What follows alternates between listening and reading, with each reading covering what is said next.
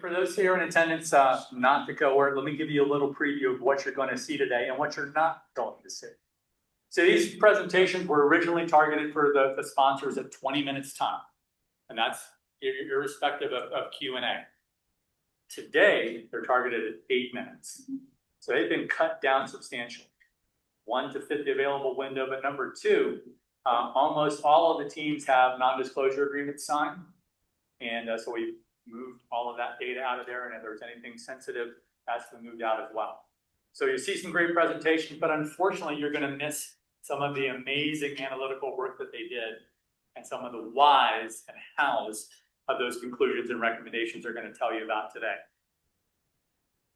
And so leading up to this point, over the past 2 weeks, these folks have traveled all over the place. Furthest trip was to Houston. But for Jennifer and I, got to go to almost all of them, 4,623 miles of driving and flight time. So it was a pretty crazy 2 weeks. I think for the HP team, we got delayed on our flight coming home, and I pulled into my driveway at 4:50 a.m. on Saturday.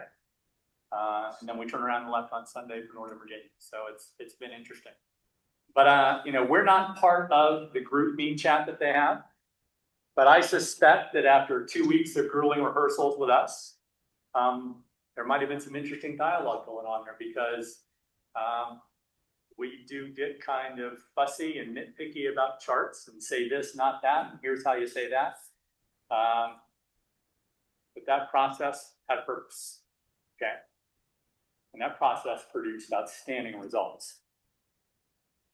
Last year, our esteemed retired academic director, Dr. Cliff Ragsdale, had a great quote from Vince Lombardi, and as I read that, Vince Lombardi, if you don't know him, Hall of Fame football coach, but I liked it so much, I'm going to reuse it again. So, you know, I'm borrowing, I'm stealing, whatever here, but I'm going to read it to you because I want to get it exactly correct. And Vince Lombardi said, "We will chase perfection, and we will chase it relentlessly, knowing all the while that we can never attain it. But along the way, we shall catch excellence." So based upon the feedback we received from our sponsors, you absolutely caught excellence.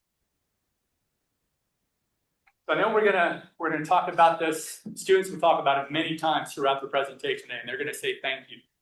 But to our sponsors who are here, our sponsors out on the net, and those who couldn't make it today, we owe you a huge thank you. Because you're really what makes the difference in this.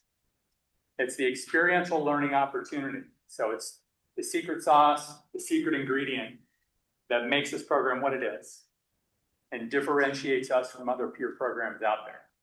So thank you to all of you.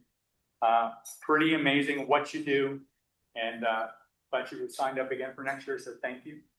The Cohort 10 thanks you as well. So you're gonna have a great day here. We're gonna move through these pretty quickly, transition from team to team to team. But feel free to ask questions along the way. You know, they'll open it up for Q&A when they're done, and feel free to ask them a question. Okay. Any questions of me before we get going here? So I'm gonna go ahead and turn it over to my friend, colleague here, Jennifer Riley. She is the director of the Center for Business Analytics, and really leads this program on a day-to-day basis. That's all I do. Thanks.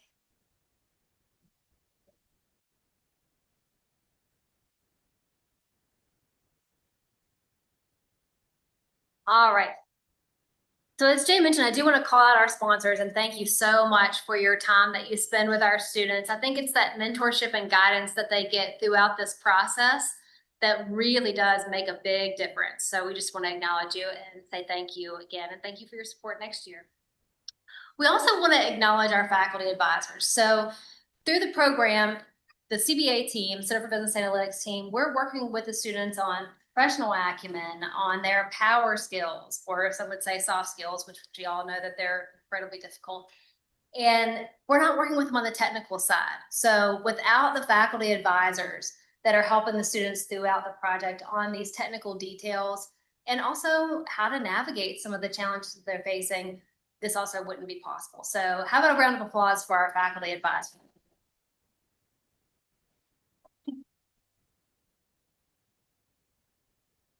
So I don't want to take up too much more of your time, but I do want to give a quick plug for something coming up that may be of interest to you. In November, every year, we have a premier event called Day for Data, and we're working on our event for this coming year, for November. And we're going to focus on AI, as you can imagine, it's such a hot topic, but how that intersects with big data, with data analytics, and how companies on the forefront of AI are using analytics to decide, do we employ analytics in this area or not at all? Do we keep the human that's right there with it? So please join us in November. Mark your calendars for that date. And if you're interested in sponsoring or speaking or getting engaged in that, please let us know. We'd love to have you involved. Also, one more quick announcement. After we're finished today, after you're done listening to all these really interesting stories and the work that the students have done, we would like for you to join us at Maroon Door at 4:30 for some refreshments and some celebration of Cohort 9. All right. Without further ado, if you do want to grab the agenda, it's here. We also have it on the wall here so you can see who's coming next. But I'm going to kick it off to our Carter team to get us started.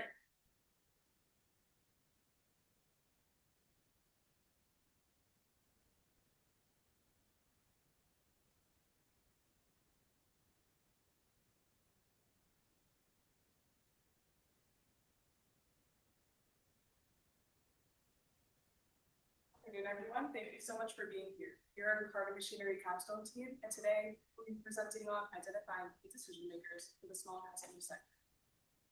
So to kick things off with introductions, I'll pass it over to Seamus. Hello, my name is Seamus Donovan. My undergrad degree is in FinTech and Big Data Analytics. I'm currently looking for positions within the DoD. My name is Jenna Pamplin. My undergrad degree was in marketing management, and after this program, I'll be working in DC as a research associate.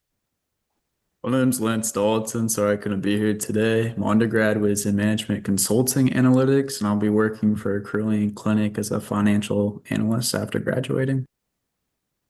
Hi, my name is Hannah Fennell. I got my undergraduate degree in fashion merchandising and design, and over the next year, I'll be living in Richmond, Virginia, working as a consultant as I work on my PhD research proposal. And hi, my name is Julia Dixon. My undergraduate degree was in art history and digital marketing, and after graduation, I plan to get a job in marketing.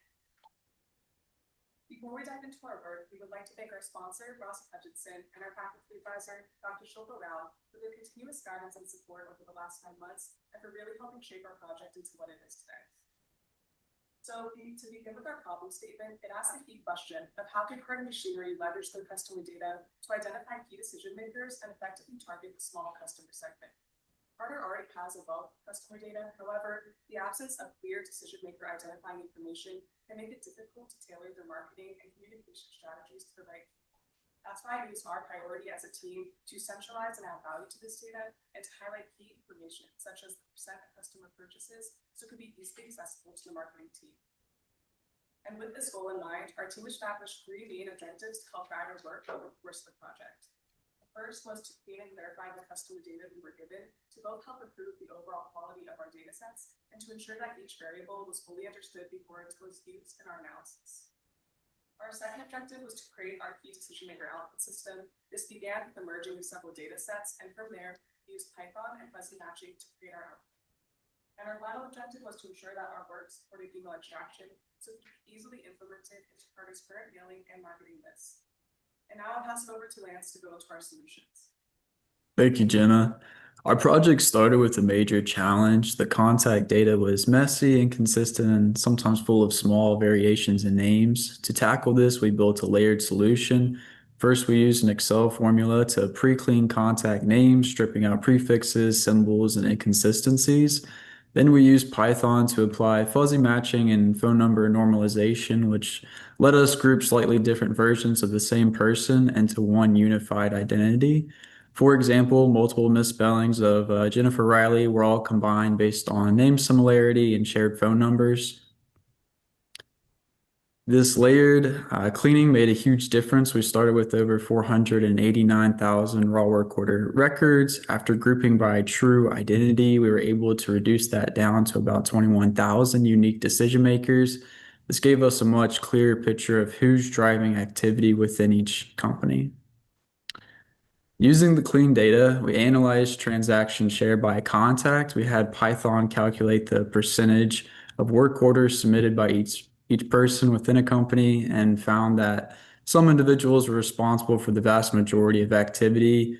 Our accuracy came out to about 96% for name grouping and 93% for purchase percentages, making it a reliable tool for strategic decision making. I will now pass it off to Seamus to talk about our insights.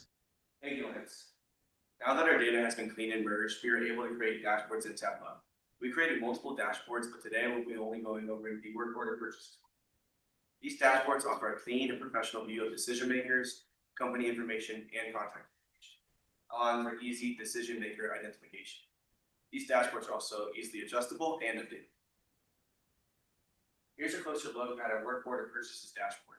On the left, you can see names and purchase percentages, and on the right is the raw data, adding company information, contact information, and identification numbers. Above the raw data are two filters. One allows for filtering by company, and the other allows for filtering by percent of purchase. Highlighted by the red circle here is the primary contact of this company, as they're making the highest amount of purchases. So, how can Carter Machinery better leverage customer data to identify key decision makers? In the short term, Carter will be able to leverage the KDM, also known as Key Decision Maker Output System, to better target and create email lists for their smaller customers. Since much of this cleaning is automated, it will be simple to update these lists. In the long term, we recommend a large focus on cleaning many of the data files. This will allow many more variables to be accessible when trying to locate key decision makers. From here, using the KDM output system, you will be able to merge these files into one singular data set, and in the future, potentially use machine learning to even further understand these smaller customers. I'll now pass it off to Hannah to go over the final thoughts. Thank you, Seamus. First, starting with economic benefits, we have efficiency-driven cost reduction and long-term ROI. Currently, many employees spend their time on low-value repetitive tasks for multiple hours a week, including looking through multiple CRMs, missing information, or missing data. But with data integration, this time can then be reallocated, thus increasing productivity without increasing headcount. In short, Carter isn't just solving today's problems, but giving their employees the tools for scalable, sustainable growth. Next, we have the untapped revenue segment and client lifetime value. With accurate unified data, employees are better able to drive upselling and cross-selling, and thus increasing revenue and conversion rates. Together, Carter isn't just looking for new customers, but maximizing the relationships that they currently have. Now we have our key recommendations. First, we recommend implementing clear collection protocols across all customer touchpoints to ensure consistency in reporting. We also recommend monitoring data quality and scheduling regular cleansing to reduce errors and redundancies. We also recommend focusing on customers who do the most purchasing within their organization, because they'd be most likely to be a key decision maker, and this percentage can be found next to the contact's name on our output. We also recommend documenting the customer's role at initial meeting to further enrich the data. Now I'm going to pass it off to Julia to go over some program comments. Thanks, Anna. Well, this marks the end of our time here on the MSBA-BA program, and I couldn't be more proud of our team and all that we accomplished this year. We were given quite a tricky problem 9 months ago, and I'm very proud of how we handled it while also juggling our heavy coursework, our individual work, and my travel schedule. One piece of advice that I'd give for the next cohort would be to embrace adversity and embrace the roadblocks that people will come across. Because for us, what we experienced was that those roadblocks were the moments where we were able to learn how to truly problem solve gracefully on a team.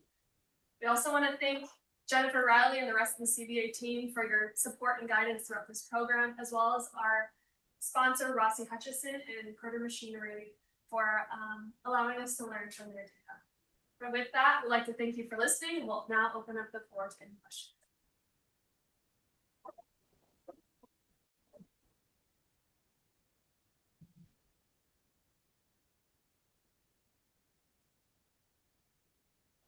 How easy would it be for you to take what you've already done and turn it into buyer personas? Or use that to go out and target new customers? That's a really good question. I think it would be relatively easy. You could use segmentation. You could use K-needs clustering for that, using the variable of the highest percent purchase the output that we got. You can use that in K-needs clustering and further segment your customers out.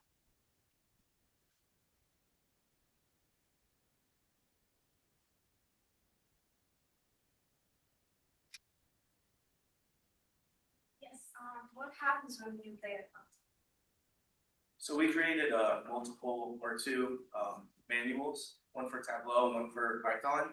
And these manuals give a step-by-step guide for Carter to figure out how to do this, but it is as simple as in Tableau, just editing the connection, and in Python, just changing the file paths.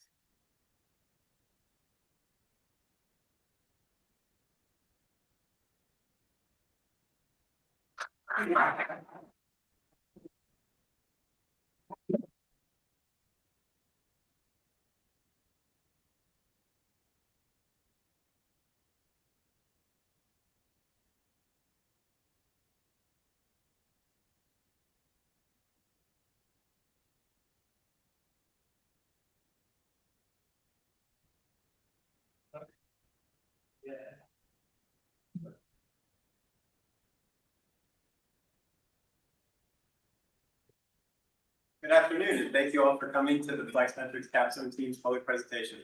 Very excited to show what we've been working on throughout the course of the project. First, I'll pass it out to Hunter to give us some brief team introductions.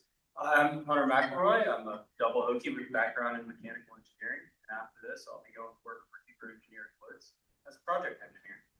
I'm Max Kennedy, also a double hokey with a background in accounting information systems, and after graduation, I'm looking at analyst roles.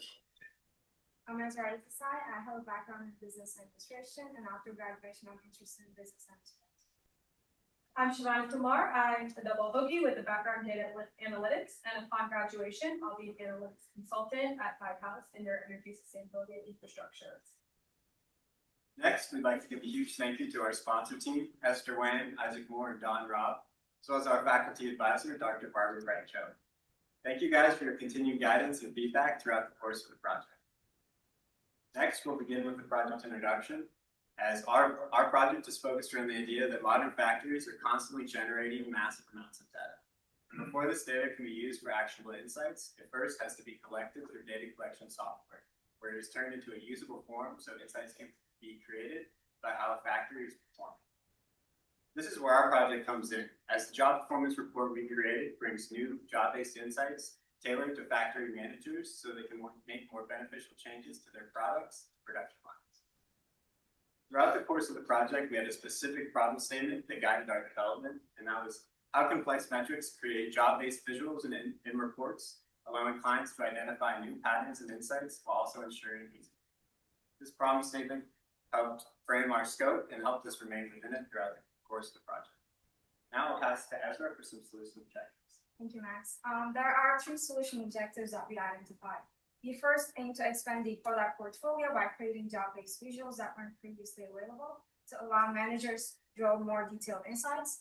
And while we were working on these visuals, we aimed for maximum effectiveness, and we constantly asked ourselves who would view these visuals, how would they be used, and what we want our audience to take away from them. And we built these visuals around these questions.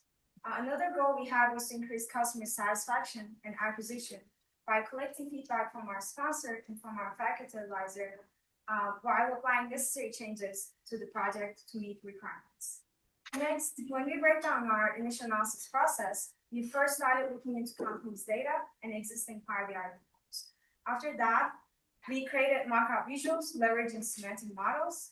And lastly, we worked on an interactive job performance report in Power BI.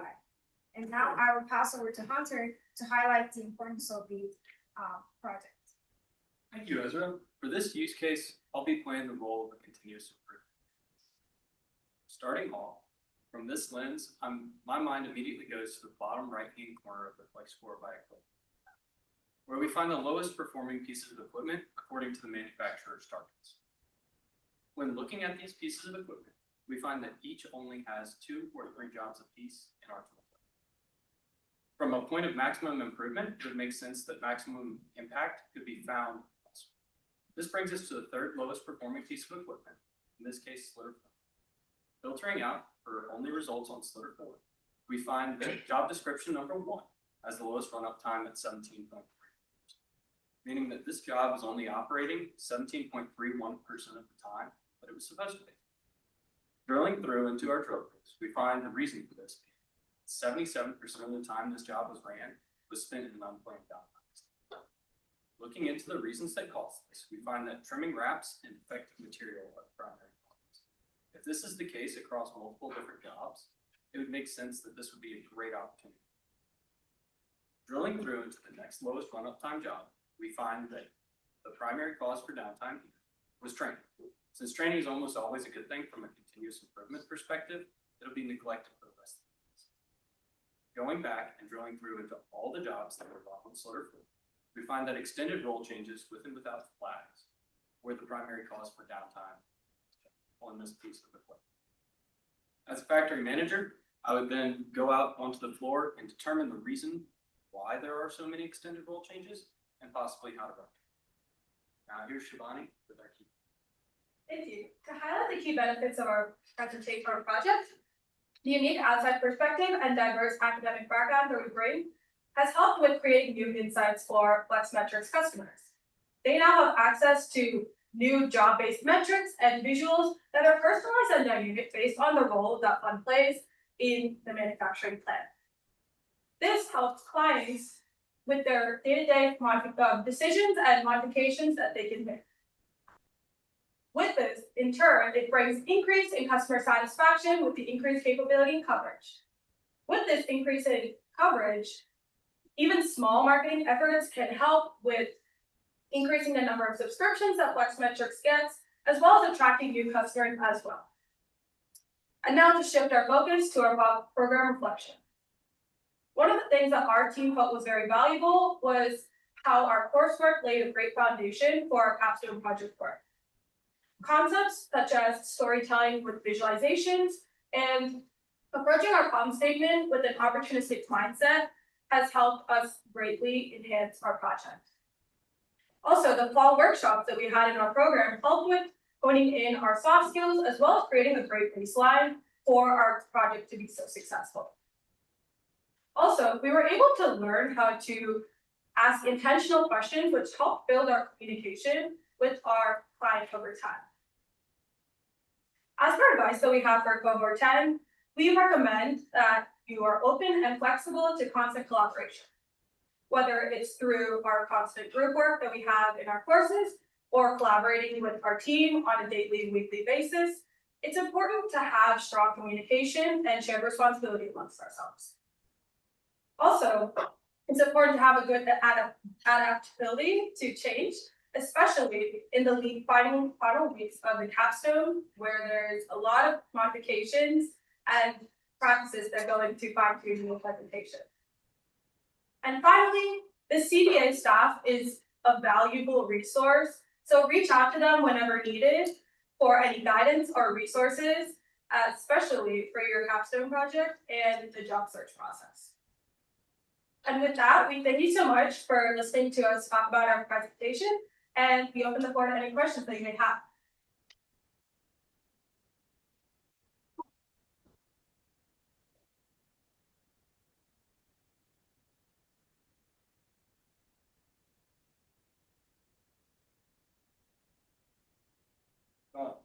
Yeah, it's a very good work, by the way. The report that you showed us, does this have capability beyond the case?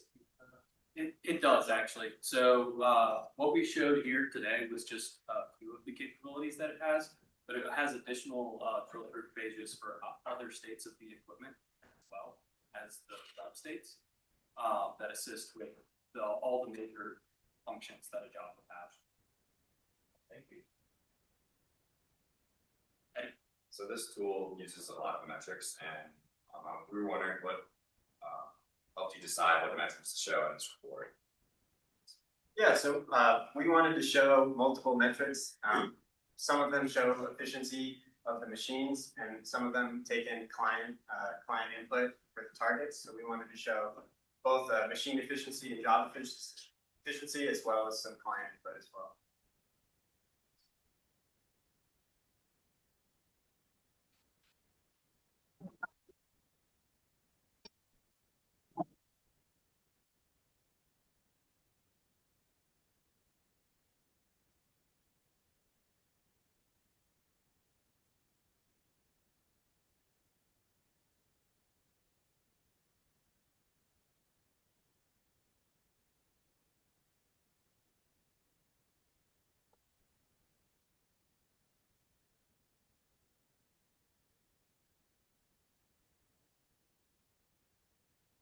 Alright, we're gonna go ahead and get started. Hi, everybody. We are the MSBA-BA capstone team that had the opportunity to work with HP this year. We are super excited to be here today to present our final project, the integration of services into the total addressable market. Before we begin, we really quickly just want to take an opportunity to introduce ourselves. Hi, everyone. I'm Turner Bass. I'm originally from Pikeville, North Carolina. On graduation, I'll be moving to Houston to work with HP in business planning and strategy. Hi, I'm Daniel Collega. I'm from NobleReach, Virginia. Upon graduation, I'm planning on finding a consultant. My name is Biharaj. I'm from Alexandria, Virginia, and after graduation, I'll be returning back to the Northern Virginia area to work in government contracting with BMN. Mehdi Yozik, I'm from Vernon, Virginia. Upon graduation, I'll also be returning to Northern Virginia area to work government contract and advisory for Cone Resnick. And I'm Sean Raines. I'm originally from Beckley, West Virginia. On graduation, I'm going to get to stay at Virginia Tech as a professor of practice and with this program. We'd also like to extend a huge thank you to our faculty advisor, Dr. Oni Surratt, who was instrumental in helping us break down the model in the early stage of our project, as well as just steering us in the right direction when we were brainstorming ideas for our final solution. Really quickly, I'm just going to run through an agenda to provide more context into how our presentation today is going to look. We're going to start with the project overview and objectives section, which can provide more background information into what our problem looks like. Then we'll move into the data analysis process findings, which will cover the methods that we use and the conclusions we're able to draw. And we'll cover the economic impact of our proposed solution. And finally, we'll finish up with recommendations, plans of future action, and a few comments policy. So HP currently utilizes the TAM model to make high-level strategic decisions. And essentially, the TAM model pulls multiple different input values together to calculate an estimation for total revenue at the individual account level.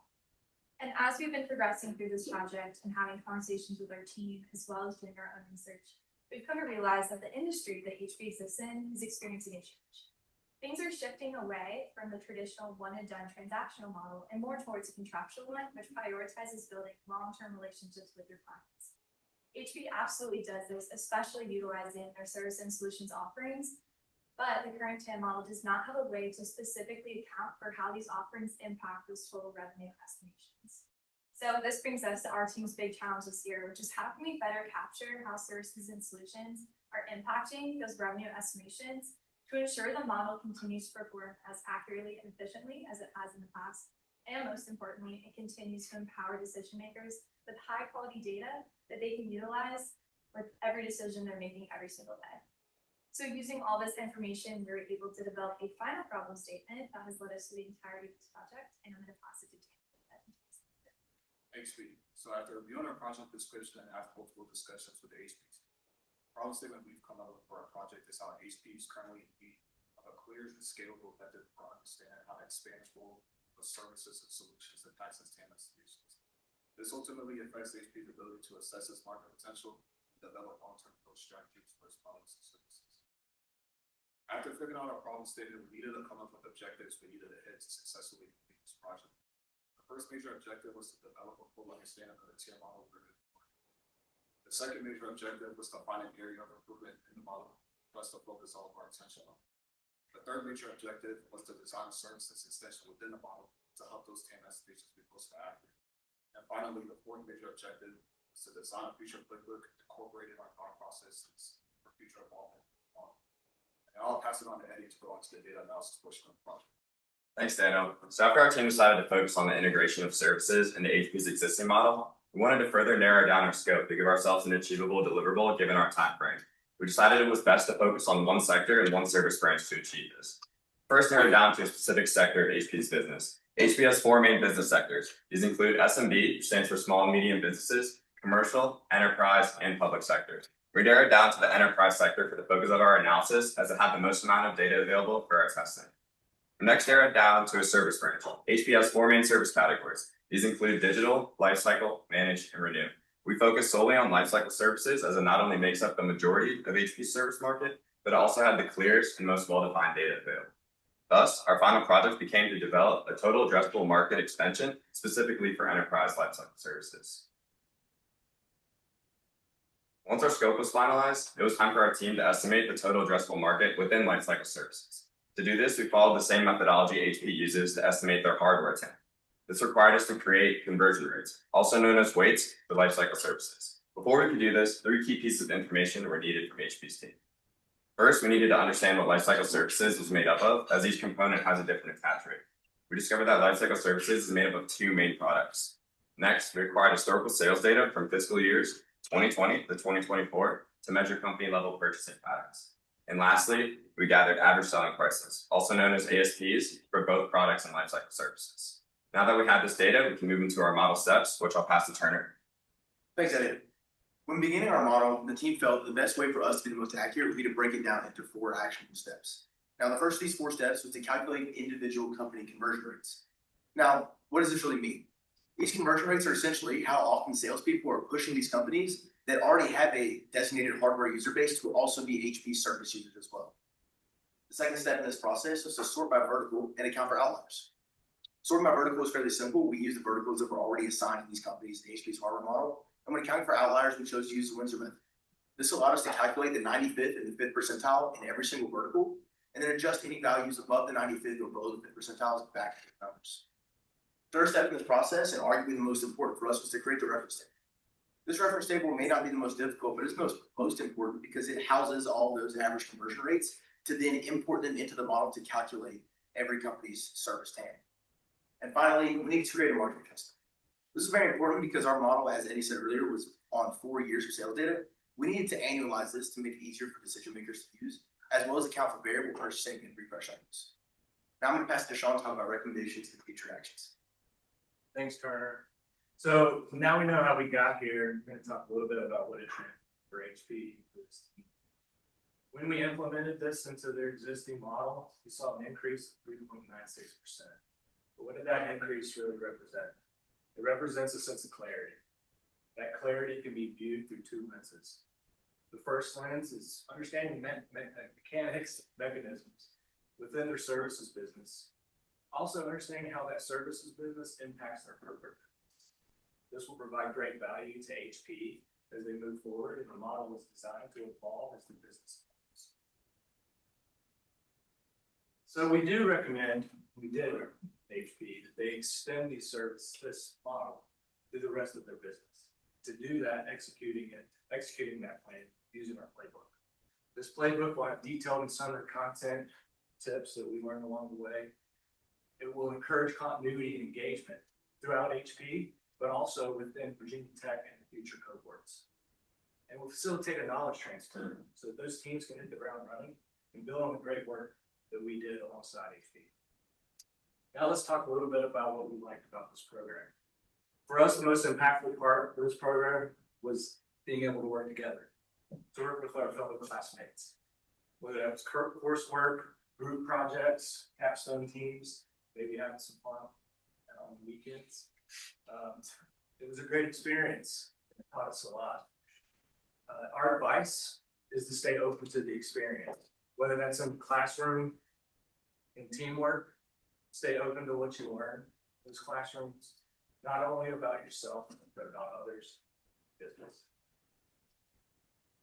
That concludes our presentation today. Before we open the floor for questions, we'd like to extend one more big thank you to our team at HP, specifically Tom, Drew, Bisha, and Laura. They were meeting with us every single week and helped us with every little piece of data and information we needed, and we truly could not have gotten anywhere without them. So thank you to you all, and thank you to the audience for being here as well. With that, we'd love to answer any questions that you all might have.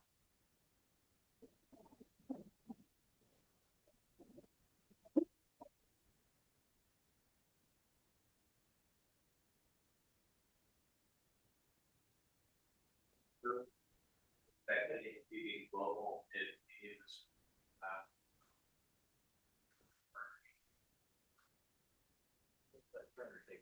Yeah, so when building this model, we really focused, we were in the North America region mainly, but we built it with the expansion plan of being able to go out and advance that into more partnerships, and especially to their Latin American business, their Europe business, and especially with the different countries having different partnerships with smaller businesses or even competitors.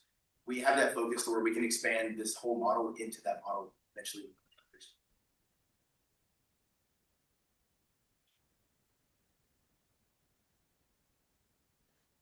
You mentioned expanding the model to other sectors. What would be your first recommendation? Yeah, I can take that. So we focus on the enterprise, and we think the best thing that HP should do is to move through the service branch first. So not just cover digital, but also, not just cover lifecycle, but also digital, manage and renew, build the entire enterprise service staff up, and then they can shift to a commercial sector, because the enterprise and commercial sectors are fairly similar in accounts and company sizes. So I think that'd be the best approach.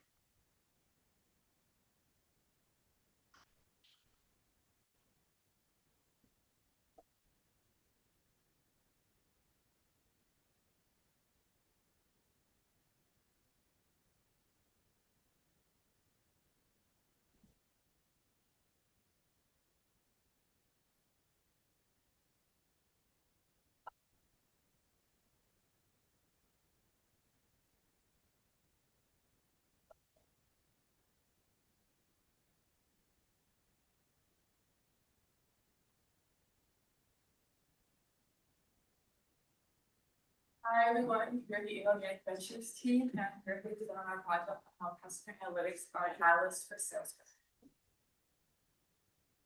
We're gonna start first with some quick introduction. Hi, everybody. My name is Chad Gata. I got my bachelor's degree here at Virginia Tech in computational modeling and data analytics.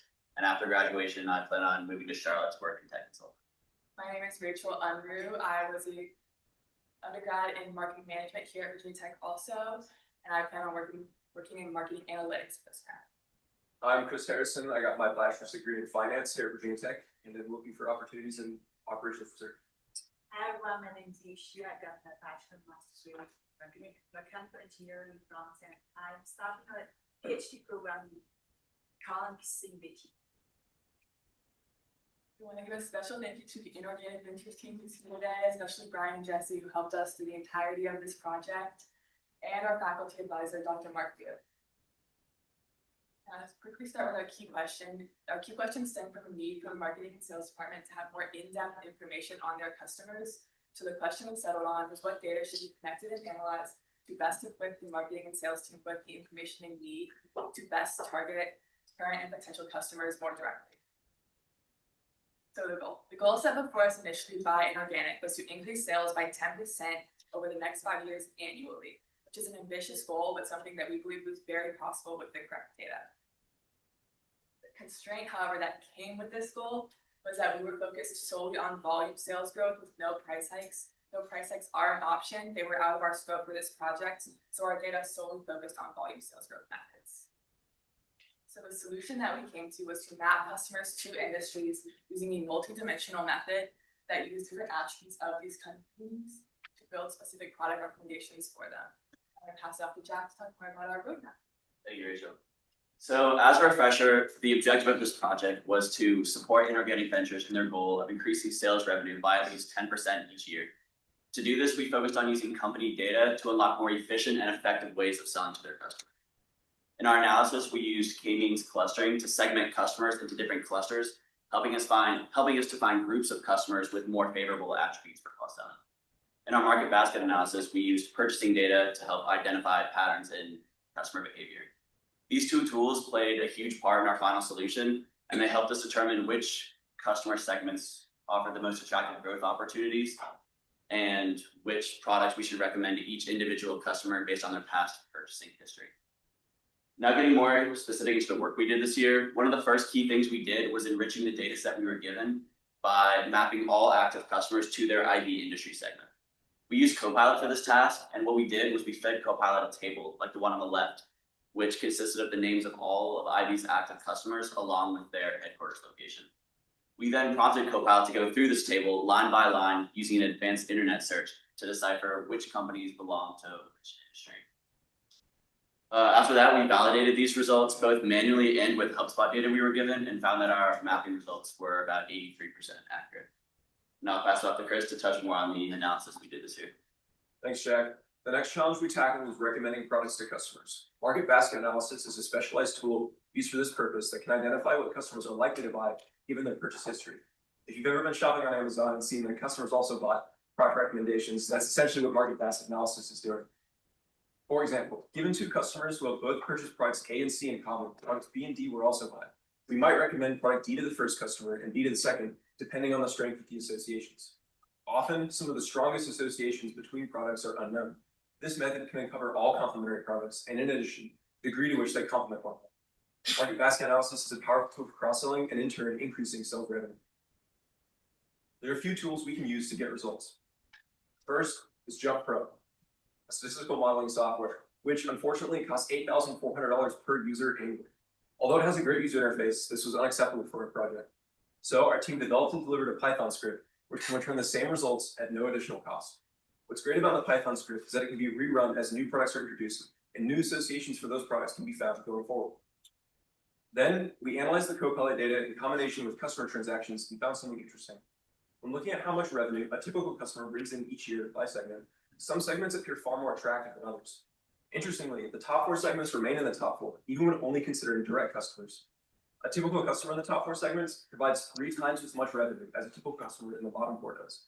These top 4 are analytical equipment, healthcare, environmental, metals, materials, and mining. Assuming an additional 25 customers can be gained in each of these top 4 segments, which also tend to exhibit higher loyalty and tend to order more in total volume, while keeping the number of expected new customers in the following year the same, the expected revenue growth rate increases. We strongly believe that with the new data and tools delivered, the expected revenue growth rate will surpass 10%. Now I'll pass it off to you for our recommendations. Chris, now we'll talk about the marketing and sales strategies. For starters, high revenue clusters are groups of customers who have contributed significantly to IB's revenue. They are grouped by clustering analysis, and if you are interested in the methodology, please take go more in depth during the question hour. For these customers, we recommend a multi-year supply agreement to help lock in future orders, and the loyalty or VIP programs to reward the high value clients. As for high profitability clusters, they are groups of customers that have high revenue and at the same time no shipment quantity. That suggests high profit margin. So we recommend offering exclusive product bundles and discount for buyers that will encourage customers to buy more in one order. And for high value industries, customers in these industries have the highest average spend per order. So we recommend offering them extra attention and perform target sales strategies. Now we'll talk about how to grow revenue for mid-tier accounts and bring back at-risk customers. For mid-tier clusters, they are grouped by customers who have moderate contribution to IB's revenue, so we recommend upsells for sales. Using the market basket tool that Chris, IB can easily identify which products go well together and promote them in bundles. And for at-risk clusters, they are grouped by customers who have really low churn score, which means high risk of disengagement. So we recommend a discount and flexible subscription model that will make it easier for the customers to come back. And finally, for the low value industries, we recommend to make automated marketing and simple touch points. That way, either can stay in touch without losing too many resources. To wrap up, this program gave us a chance to apply what we have learned in a real world setting. It helped us grow not only technically, but also professionally, especially in communication, teamwork, and stakeholder engagement. To the next cohort, our advice is to take early initiative and making most of your peer connections. To our clients, thank you so much for letting us work with you. It was a great experience, and we really hope what we did can help your team moving forward. Thank you. Any questions?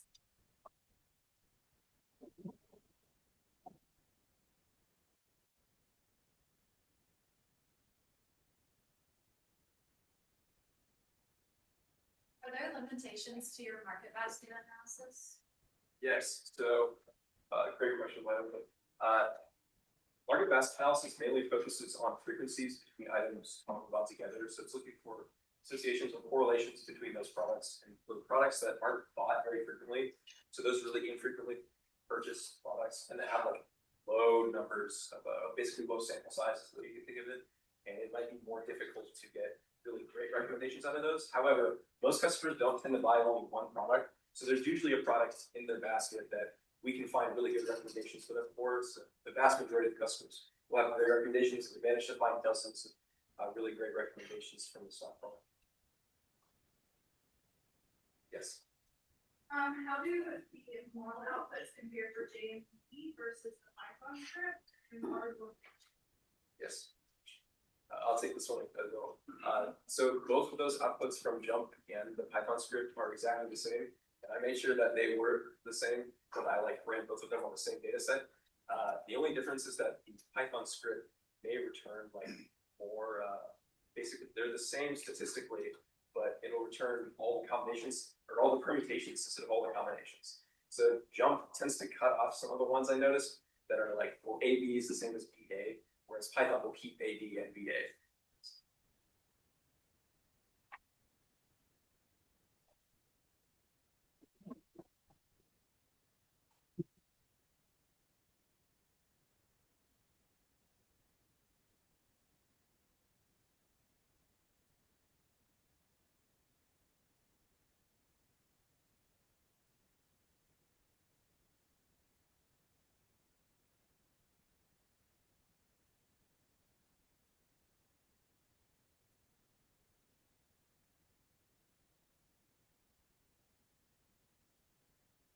Well, good afternoon, everybody. Thank you all for being here today. We are the Leidos Capstone team.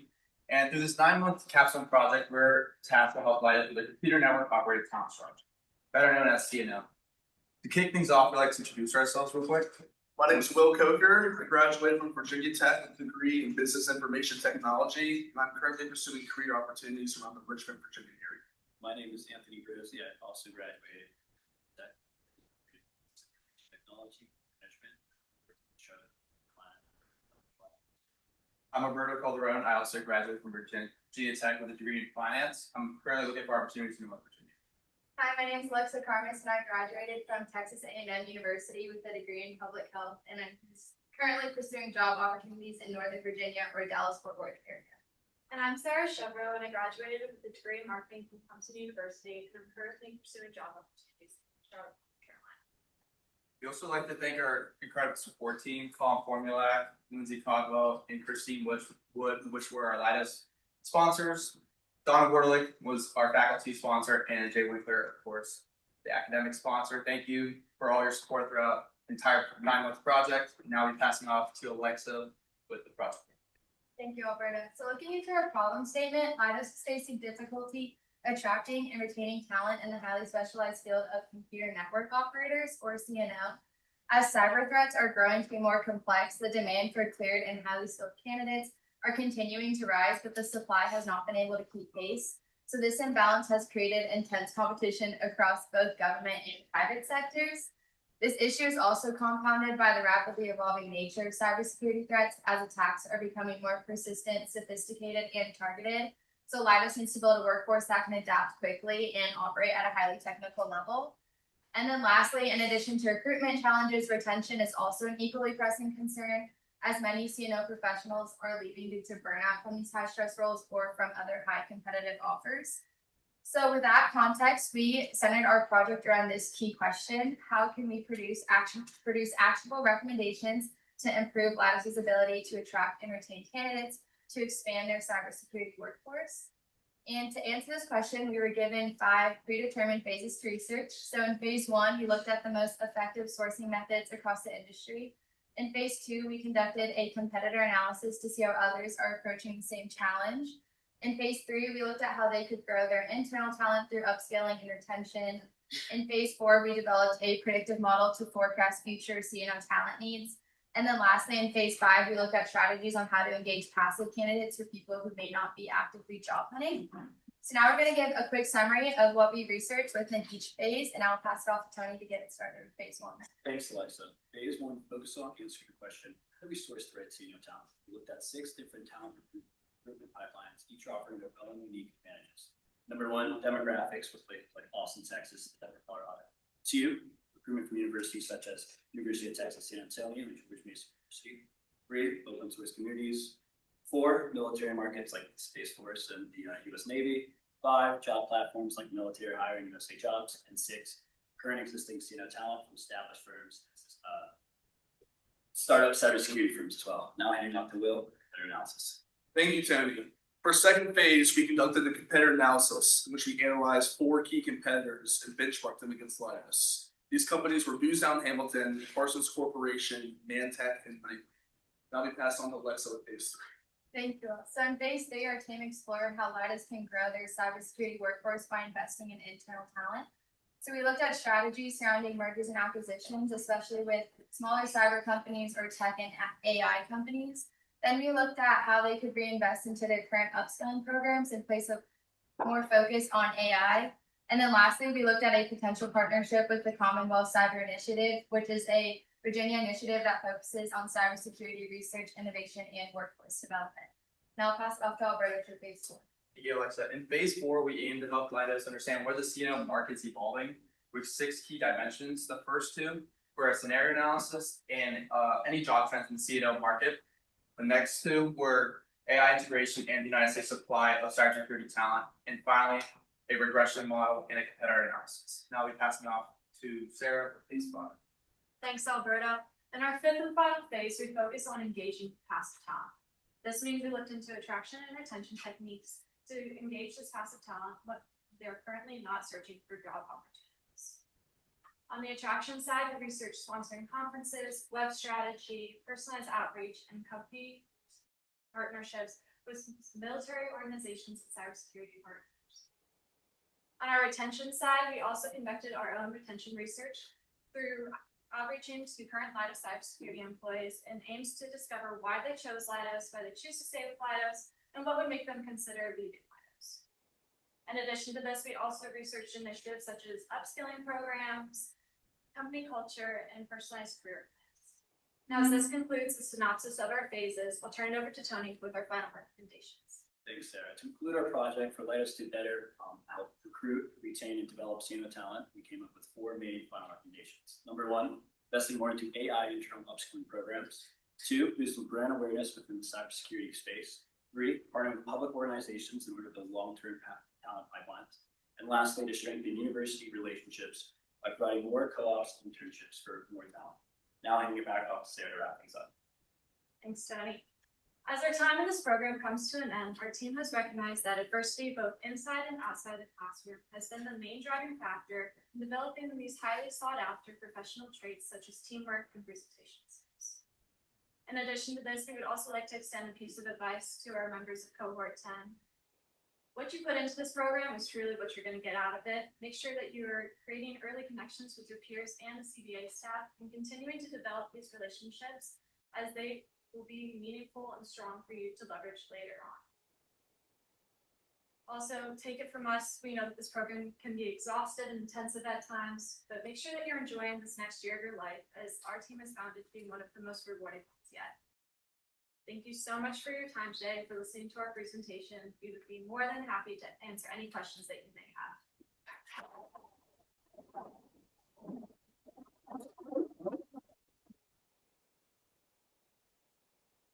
So how do you think people rate any cybersecurity on people in contact with or having to see for such a long time?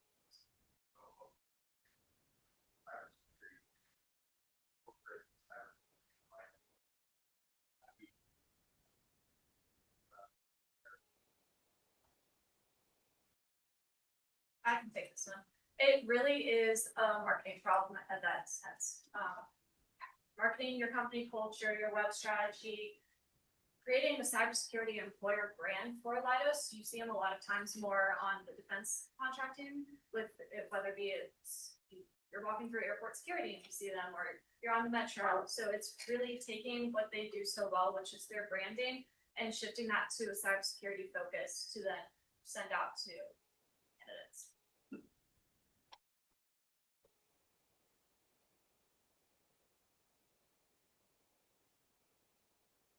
You had to choose only one of the 4 recommendations given to implement. Which one would it be and why? Yeah, I got this one. I'll give you the first one, to invest more into AI internal upskilling programs in order to, AI is the future. You got to future-proof your workforce. Just that one, and just boosting easy.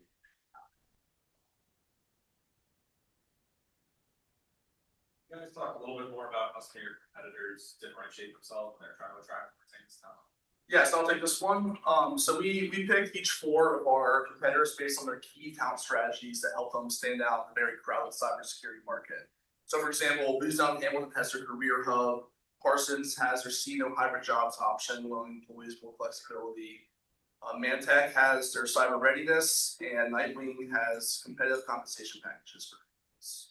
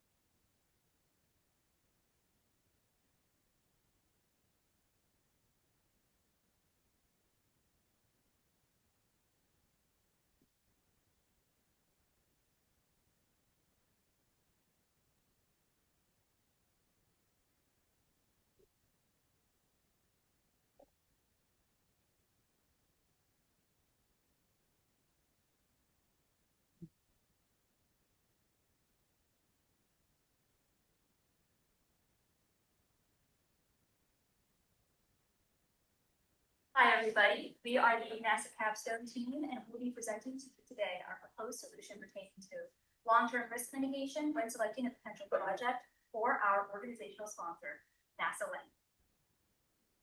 Before we get started on our insights, we'd first like to introduce ourselves as well as thank our sponsor and faculty advisor. Hi, my name is Claire Limpus, and I graduated from Virginia Tech with a dual undergraduate degree in management, HR, and poli-sci philosophy and economics. Currently, I'm looking at opportunities pertaining to consulting and data analytics. My name is Jake Dixon. I graduated from New Jersey Tech in business with a concentration in entrepreneurship. I'm currently pursuing opportunities in consulting and business analytics. Hello, I'm Jeff Stepien. I completed my undergrad here at Virginia Tech. I got my Bachelor of Science in Management Consulting and Analytics. Upon graduation, I'll be working as a life sciences consultant at Astria, New Jersey. Hi, my name is Chris Nelson. I also completed my undergraduate degree at Virginia Tech in business management, minor in computer science, and I'm currently exploring opportunities in product management and data analytics. We would also like to take this time to thank our sponsor, Dr. Stephen Fair, as well as our faculty advisor, Professor Kendra McKinley. Thank you both so much for your continued encouragement and assistance through each step of this process. Thank you so much. We couldn't have done it without you. NASA Langley's current process of selecting a project utilizes a 5x5 matrix, which the resulting score of said model indicates the total amount of short-term risk a project may incur. This is where our opportunity gap originates. We are proposing that there be an additional 5x5 matrix model that runs parallel to the original, but focuses on the long-term risk. By implementing this new model, this will better optimize the project selection process for NASA end users. And now I'll hand this off to Jeff to discuss the current risk framework. Thank you, Claire. Now, before we get into our proposed solution, we're going to first go over the current risk framework that NASA uses, which is the 5x5 matrix. The 5x5 matrix uses likelihood and consequence and scores both of them on a 1 to 5 scale. The product of these values then returns a risk score. Green signifies low risk, yellow signifies moderate risk, and red signifies high risk. Now, this current framework is very effective. It's widely used across NASA and its different departments and research centers, and it gives a way for different teams and departments to have conversations about risk perception and severity. Through our research and different interviews with stakeholders, we found some room for growth for NASA, how NASA currently looks at risk. We wanted to try to find a way to have more of a financial lens with how they view risk, and we also wanted to find a way to see how risk can evolve over time if a project isn't done by a certain point. And we wanted to try to link both of these together to get the most strategic way of viewing different projects and their risk. So that led us to creating our foundations of our proposed model. We want to create something that went along with what NASA currently uses, but create something that is more actionable, more comparable, and more value-driven. This led to us creating the features for our solution. We want to create a parallel risk model that went along with the current model. We didn't want to make something completely new and want to have something that was easy, with an easy learning curve for NASA end users. We also want to create time value adjusted risk scoring, understanding that if a project isn't done by a certain point, the risk for it may drastically increase over time. We also want to have cost-based risk prioritization, understanding when the best time it is to invest into a certain project. And we also have a value index calculation that fits seamlessly in with NASA's current tools, ensuring that end users understand what they're looking at and how to use it. I will now be handing off to Jaden to go over our proposed solution and all its components. Thank you, Jeff. Now, when a project is entered into the risk register, it can be graded following one of two different paths. For projects that are short-term in nature, they will continue to be measured using the existing 5x5 matrix and scoring methodology. But now for projects that are long-term in nature, they will now be measured using our new long-term 5x5 risk matrix. It was important that both these matrices output on the same 1 through 25 scale to ensure easy comparability between all projects. The key difference between the two matrices are the variables used on the axes to measure those values. Aggregate value score is a measure of how much money can be saved by executing on a project, and aggregate risk score is a measure of how much risk can be avoided by executing on a project. After our model runs, it will generate two key values, one being total currency saved over a 15-year span if a project is executed now, and the other being a total risk score mitigated by executing on a project now. Our model will automatically assign these two key values a score 1 through 5 for use with our long-term matrix, and we built this score to propagate throughout the rest of the risk register where applicable, so that this project can be compared with every other project in the risk register.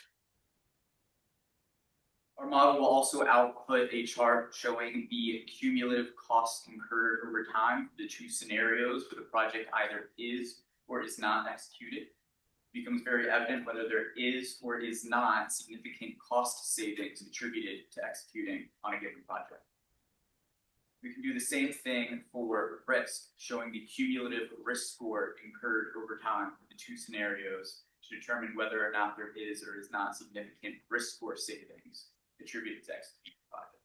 Now I will now hand it off to Chris to speak on the anticipated economic impact of our solution.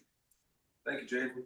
To demonstrate the impact of using this new solution, let's consider 3 different hypothetical projects that could benefit from using this new approach. Starting off with the maintenance of vacuum spheres at NASA Langley Research Center. Over time, the paint that covers these vacuum spheres degrades and needs to be replaced. There's an opportune time to do this where it would only cost around $400,000, but risk hasn't increased that much if you forego that maintenance. If you continue to forego it, the risk eventually increases and the cost increase as well. Cost can increase exponentially up to around $1.6 to $3.2 million in some cases.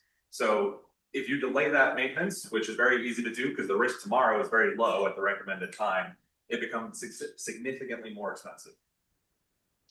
Another example is the degradation of concrete foundations for wind tunnels. Over time, water can create very small cracks in the concrete foundation. That risk starts out incredibly low as the cracks are small, but they will inevitably get larger. For this example, the cost of intervention doesn't change that dramatically over time, but the risk does increase significantly as those cracks get larger, especially for machinery where precision is important, like wind tunnels. A less extreme example and a little more common would be something like the storage of fuel for backup generators. Over time, the fuel degrades. There's an opportune time to replace that fuel. That said, even at that recommended time, you can still use it with relatively low risk. But the longer you put it off, the more those risks go up. And cleaning out degraded fuel, sediment builds up. It's going to be a little bit more involved with process, costs a little bit more money, but a little less extreme. The existing process at NASA is unlikely to prioritize any of these 3 projects at the recommended time due to it only considering the short-term future of only what does it look like next year in terms of risks. Using our new system, which factors in the aggregate value saved and aggregate risk mitigated over a long time span, all of them have significantly higher scores, which leads to better visibility and a higher likelihood of being funded early. So some key takeaways. We designed this to seamlessly integrate with their existing system, which allows for easy tuning and maintenance by NASA staff in the future as they adjust and continue to refine this model. It also integrates well with efforts being made for future digital modernization by groups like Pixis, who are creating dashboards and other standardizations across NASA.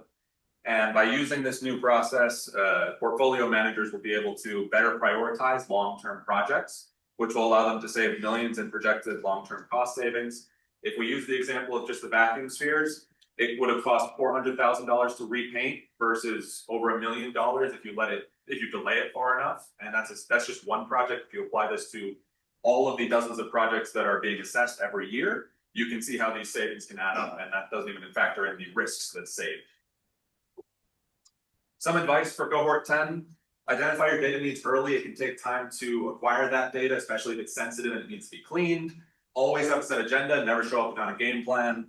Take pride in your work and really get to know your peers. This is a small program, you're only here for a year. It goes by way faster than you think it does.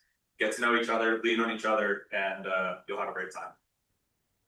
Thank you all for listening to our presentation. It's been a pleasure working with NASA over the last year, and we will open the floor for Q&A.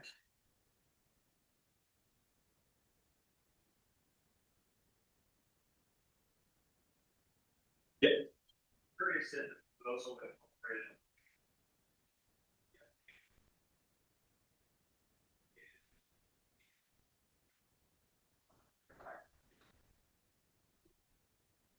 So all of the data is being manually entered in by engineering teams. When one of their managers fills out the risk forms for a project, they'll update that every year, every 2 years, and that's how that will be updated over time.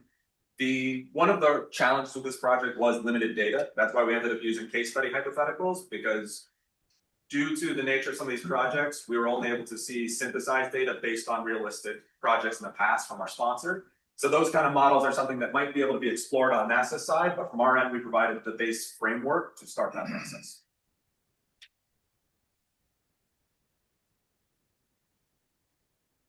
How does your model handle discounting for time? Our model does utilize net present value, and it uses a user-selected hurdle rate. The hurdle rate just being the agency decided upon interest rate they want to use to discount these values. It allows them to fine-tune just how much they want the future to impact the model. How might the implementation plan look like for rolling out? So our recommendation is to start out with a small pilot at one facility, see how it performs. Again, we're going off of hypothetical data, which was approved by our sponsor, but you really need to back test it, look at previous data, and then run it in a real environment.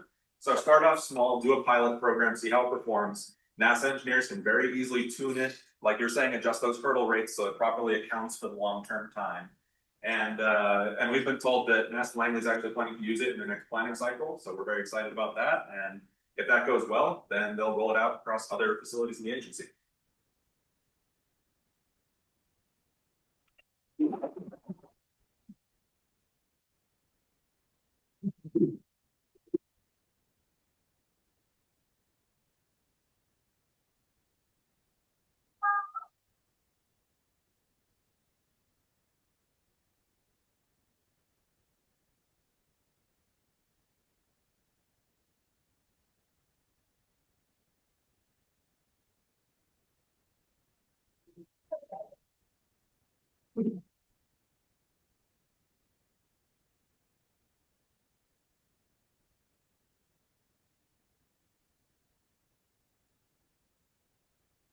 Hi everyone, today my team and I are excited to share our project, AI-powered challenge sourcing and mentor matching for innovation for impact. To kick off our team introductions, I'll pass it over to Hudson. Hello everyone, my name is Hudson Akins. I did BS Entrepreneurship Innovation Technology Management. I'm currently pursuing analytics role for Whittemore. I'm Emily Saint Sing. I have a BA in Communication from Virginia Tech, and I will be a project engineer in Wilmington, North Carolina. I'm Aaron Gamara. I did my BS in Business Information Technology, and I'll be going back to Northern Virginia to do cost accounting. I'm not applicant. I have a BS in Industrial and Systems Engineering, and currently I'm a NobleReach Scholar of Finance. We've been extremely lucky this year to have two wonderful mentors from NobleReach, Brian Haight and Jessica Knopfine. We'd also like to extend a huge thank you to our director and mentor, Ms. Jennifer Riley, along with our faculty advisor, Dr. Joseph Simpson. Now I'll pass it off to Hudson to explain the background of our project. Thanks, Emily. Giving an overview for the Innovation for Impact program, it's offered by the Academic Partnerships team within NobleReach and offers an undergraduate course to students all across the nation. This allows them to be able to tackle high impact problems related to national security as well as climate change. The overview of the program for the Academic Partnerships team starts off when the problems are sourced and curated, it's done through various methods, and ultimately are offered to the students through various challenge statements. Afterwards, the students will be then put into interdisciplinary teams in the various universities. This allows them to investigate these challenge statements utilizing the START methodology as well as local mentors that are also assigned to them. Finally, students will ultimately be able to validate their solutions with the problem set, be able to present their findings to various ecosystems. Now I'll pass it off to Aaron to go into our problem statement. Thanks, Hudson. So as the Innovation for Impact program continues to grow, we've reached a point where the way challenges are sourced and mentors are matched has become increasingly important. As of right now, everything is being done manually, which has worked very well so far.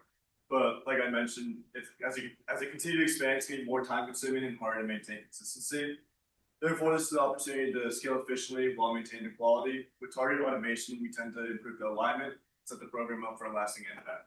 And now I'll pass it over to Noah to talk more about Stack AI. Thanks, Aaron. For our project, we utilize Stack AI for generating challenge statements and mentor matching. Stack AI is a low-code platform designed to make it simple to build and launch AI assistants by linking data sources to large language models. And I'll pass it on to Emily to get how we utilize this tool in our project. Thanks, Nada. For today's demonstration, we'll be using the Northwestern University 2024 project on the Great Lakes relevant problems. Before the user goes to use the tool, they need three things. First is the school and region, in this case, Northwestern University in the Great Lakes region. Second, the user will need to know a few common interests of the student team. And third, the user will need to choose a chosen topic to focus the research. This is a screenshot of what the user will see when they first open the tool. It starts by listing instructions, followed by what the user should expect as an outcome. Below, you'll see the inputs for geographic region and topic to research. Now I'll pass it off to Hudson to explain the background of the tool, as well as what to expect as an outcome. As Emily highlighted, this tool specifically used to create the challenge statements which the students will be able to investigate. Here is an example of the challenge statement utilized by the Innovation for Impact team in spring 2024. And this is our tool's output of a similar challenge statement utilizing keyword inputs previously used before. As you can see, by only utilizing a couple keyword inputs, we're able to utilize web searches and academic searches to synthesize a challenge statement with almost clear accuracy and relation. As a highlight to showcase this, our current output process highlights the reduced waste, generate more value, and support rural economic development, highly similar to the challenge statement actually used by the program. Just unlock new revenue streams, drive sustainable economic growth. Now I'll pass it off to Nada to go into our new tool, which is the stakeholder. Thanks, Hudson. Up until now, we have been building on the current existing problem sourcing tool within NobleReach. However, our stakeholder tool is something that did not exist previously and is something that we were able to build from scratch. Our aim is to help the Innovation for Impact team find and match mentors just as easily as they can source problem statements. Similar to our previous tool, we need to identify two pieces of information before we use the tool. Our first piece is the university name, in our case, working with Northwestern University. And second, we need to identify the challenge statement, which is also provided from our previous tool. For this demo, we're using reducing waste in the fish industry. Similar to the previous tool, we also have the user interface, which provides detailed instructions on how to utilize the tool and what to expect as an outcome. And down below, you see where we input the information that we identified before. And now I'll pass it on to Hudson to get on how the tool works in the background and what the output means. So from just those two inputs that's previously shown before, this is an example output. This is a very critical thing for NobleReach, as they spend a lot of time trying to find mentors within their local networks and ecosystems. Now by being able to put in the university as well as a challenge statement, our tool is able to extract, utilizing keywords, specific individuals may be related to the challenge statement and offer expert advice. As you can see here, for reducing waste in this industry, we have Northwestern University. You can see from these individuals here, based in the Chicago, Illinois area, you can see the reasons for mentorship, as well as their LinkedIn profiles to allow quicker access to getting in touch with these individuals. I'll pass off to Aaron to go to the economic analysis of our project. Thanks. So this tool provides three key values. First, it cuts down the challenge statement generation from hours to just minutes, which will lead to faster project kickoff times, and also reduce the mentor matching process from about 90%. Second, as the Innovation for Impact program continues to grow, with Stack AI, they're looking to onboard about 10 universities per year. Though the timeline may vary depending on each university's readiness. And last, this tool will provide a stronger collaboration, a better program experience, and a more strategic innovation planning. And this is all cost efficient and mission aligned within NobleReach. And now I'll pass it over to Nana for your recommendations. Our first recommendation is for the Innovation for Impact team to test and refine the tool so that it fits their day-to-day needs. Once the tool is running smoothly, we suggest that they roll it out to partner universities so they can test it out. And this will show whether the tool can support larger expansion efforts and scalability as well. And lastly, we recommend future feature exploration. A key feature would be adding automatic contact capture, where the tool can provide emails and phone numbers, easing the process of reaching out to the mentors. And now I'll pass it on to Emily to kick off our advice for Cohort 10. Thanks, Nada. Our first piece of advice is to meet with your client as early as possible and set up a weekly meeting cadence. Afterwards, it's important to state a clear statement of work, be able to identify what are the objectives of the project, as well as follow the meeting agenda. We also advise the team to meet regularly and have internal meetings so they can coordinate better and track their progress. And last, meet with your faculty advisor throughout the process. They have a lot of knowledge and they're here to help you out. Thank you all so much for coming and listening to our presentation today. We really loved working with NobleReach this year, and we really hope this can help support students and mentors moving forward. We'd now like to open it up to questions.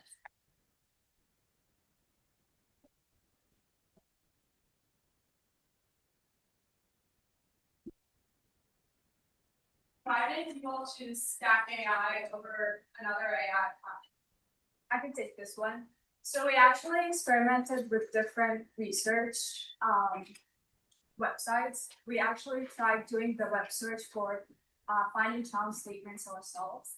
But we decided to use Stack because it's a way that we can incorporate all of those tools into just one tool and have it streamlined. And it was also a tool that we utilized within NobleReach as well, so it was easy to integrate and easy for them to use. You mentioned that it was easier to integrate to their current process. How does your deliverable fit within the framework of what NobleReach is currently? So what's cool is that the challenge statement component is just enhancing the current process, just with faster research times and being able to curate a lot of challenge statements at once instead of just doing it one at a time. As well as for the stakeholder tool, as Nada highlighted earlier, the stakeholder portion now allows them to find more targeted people quicker. So all in all, this helps speed up the processing time. And as Anna was highlighting before, we're trying to scale to a bunch of different universities, so they can now do more.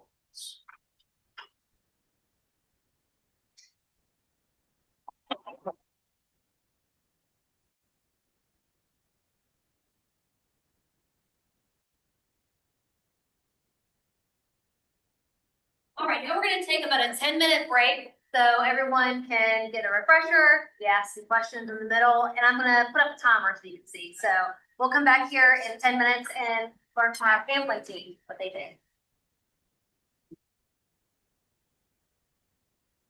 Hi everyone, we are the Pamplin College of Business team, and we are extremely excited to introduce our capstone project, improving undergraduate student experience through data analysis KPI annotation.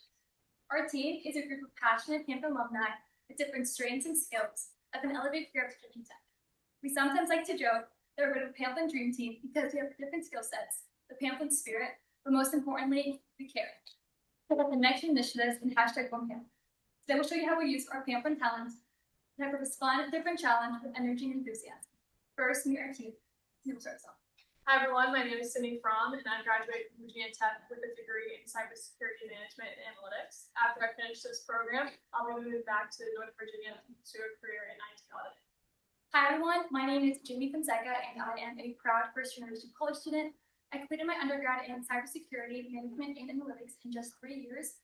My postgrad plans consist of me being run as a data analyst at Pamplin Clinic and a Blue Ridge Fellow where I get to be put in my faith-based church. My name is Sarah King. I graduated with a degree in hospitality and tourism management and a degree in management consulting and analytics. And at the completion of this program, I will be moving to Charlotte, North Carolina to pursue a career as an associate consultant with CapTech Consulting.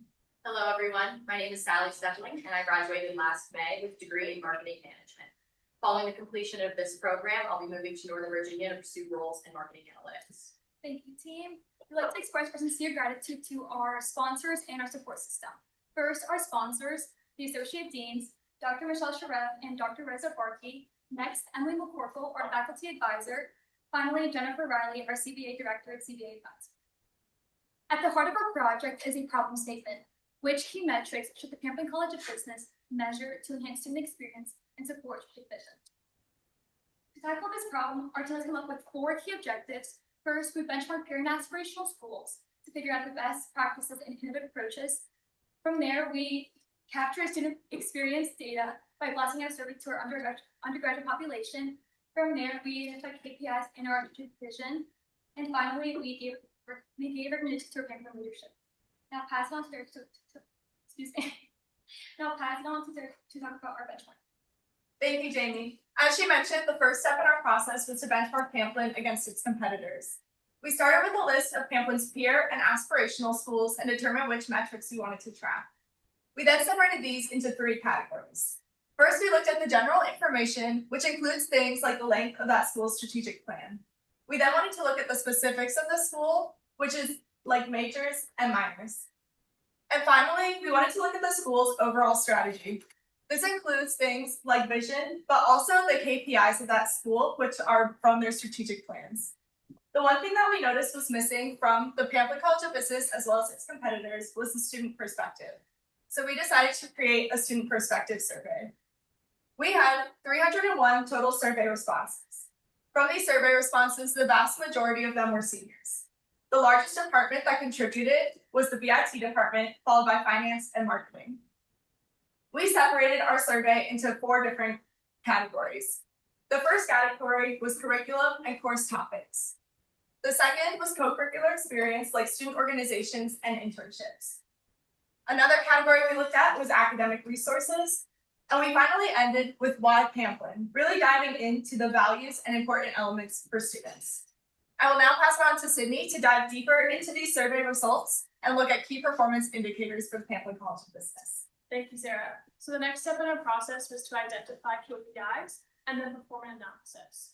We identified 8 specific KPIs based on our survey results and then combined them into 4 key areas of focus. We then created multiple Power BI dashboards with interactive filters in order to further that analysis. We'll only talk about a few of those today that we thought were important. So our first area of focus here is co-curricular experience. And one of the KPIs we're going to look at today is participation rate in extracurricular activities. And this is measured by the amount of Pamplin organizations that students are involved in. And we found that 69.1% of students are only involved in one Pamplin organization or none at all. The next area of focus we'll look at today is curricular satisfaction.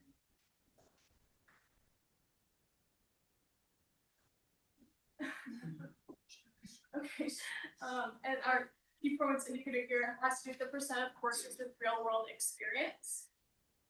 And this is measured by the student satisfaction of the amount of real world experience they're getting in their courses. And we found that 79.8% of students are satisfied with that real world experience they're getting in Pamplin. And then we have career readiness. And we looked at here the percentage of students that are completing internships, and internships can be very, very important for students, especially when they're trying to get jobs post-graduation. And we found that 67% of students have had an internship in the past or have one currently. And then finally, we looked at additional support services. And something we focused on here was student satisfaction with academic and support services. These are things like career advising and academic advising. But specifically, we found that Pamplin mentorship programs have the least amount of impact on students currently. And so again, we think this is an opportunity for Pamplin to focus more resources in those mentorship programs. Now I'm going to pass on to Sally for next steps and final thoughts. Thank you, Sydney. As we wrap up our discoveries and takeaways, it's important to understand how our process can continue to influence and impact Pamplin with their strategic vision. This brings us to our process manual deliverable, which outlines the steps that our capstone team took throughout the duration of this project, from data collection to dashboard construction. This brings us to our ROI, a return on impact. We know that our strategic approach will allow Pamplin to set better goals for this strategic plan, but more so assist in their long-term vision with future plans to come. What we've done is we've minimized process discovery for how to gather stakeholder input and implement those perspectives into strategic planning. Pamplin can also connect their ranking improvements with specific initiatives brought on by this KPI connection approach. And last, see more motivated stakeholders that see their perspectives as part of one Pamplin's future. Following the work of our project, we're leaving Pamplin with 5 key recommendations to build a strong foundation of next generation success. First, we recommend that Pamplin set quantitative goals for all KPIs at the 1, 3, and 5-year marks, which is the duration of the strategic plan. Next, we recommend annual updates to 2 things, the benchmark and the KPI dashboard. This will allow Pamplin to track their progress in tandem with the progress made by peer and aspirational institutions. Fourth, we recommend that the student survey be mandated and implemented and integrated into the Pamplin Plus curriculum for the future. And last, we recommend that our process be replicated to other areas of the college, like graduate and PhD programs. Our team believes in one thing, and that's a data-driven approach to goal setting, so we can better influence and affect our students' outcomes, opportunities, curriculum, and success. By identifying the factors that are most important to them, we can influence their level of involvement later as alumni. Pamplin can connect ranking improvements from this KPI connection approach to reflect the value of degree earned by our incredible students. And lastly, to close our presentation, our team would like to reflect on our experience in this capstone project. We learned the importance of not only thinking quickly on our feet as individuals, but the value of synchronizing our movements and working together as a team, so we could overcome obstacles, tackle challenges, and work through iterative processes. None of this would have been possible if we didn't build trust first as a team within our dynamic and our communication. And that's our advice for the next cohort, to really prioritize that team dynamic so they can build a strong foundation of success for their work. Thank you, and at this time, we'd like to now open the floor for any questions.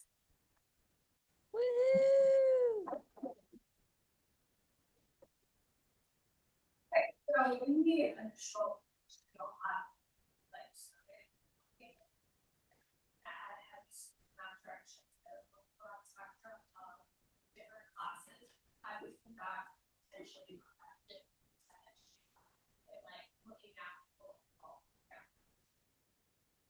That's something that we actually talked about a lot. One of the benefits of that was that seniors have the most experience. So we had a ton of different questions, and one of them, for example, is what's the most valuable course that you've had throughout your time in Pamplin? So getting to see that from a majority senior perspective is nice because they have that long-term vision, I guess. But it's also helpful because we have within the dashboards filters, so you can separate them out. As you mentioned, it would be more helpful to have a variety of, or a larger range of students, but that's something that we propose for a solution for the future of incorporating that. And then just a follow, if you all are to put this with the more seniors ask them to survey, or will this be an every class?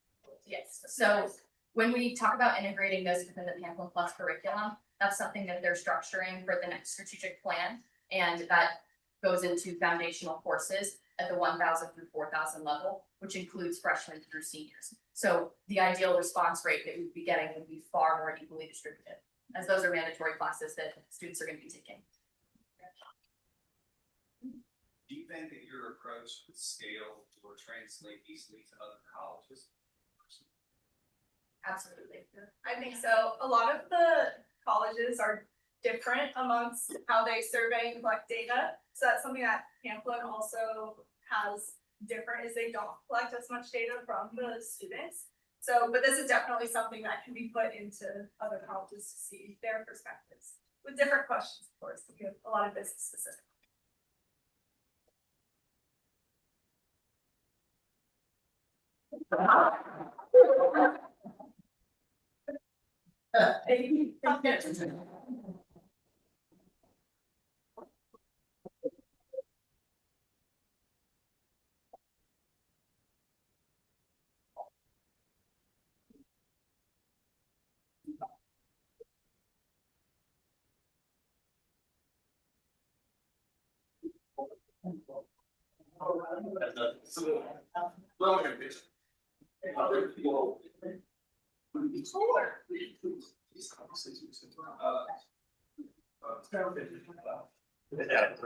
Second one, the backup is going to be.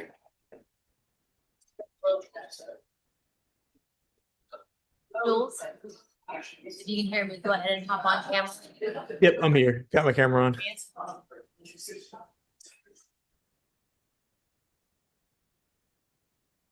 Good afternoon, everybody.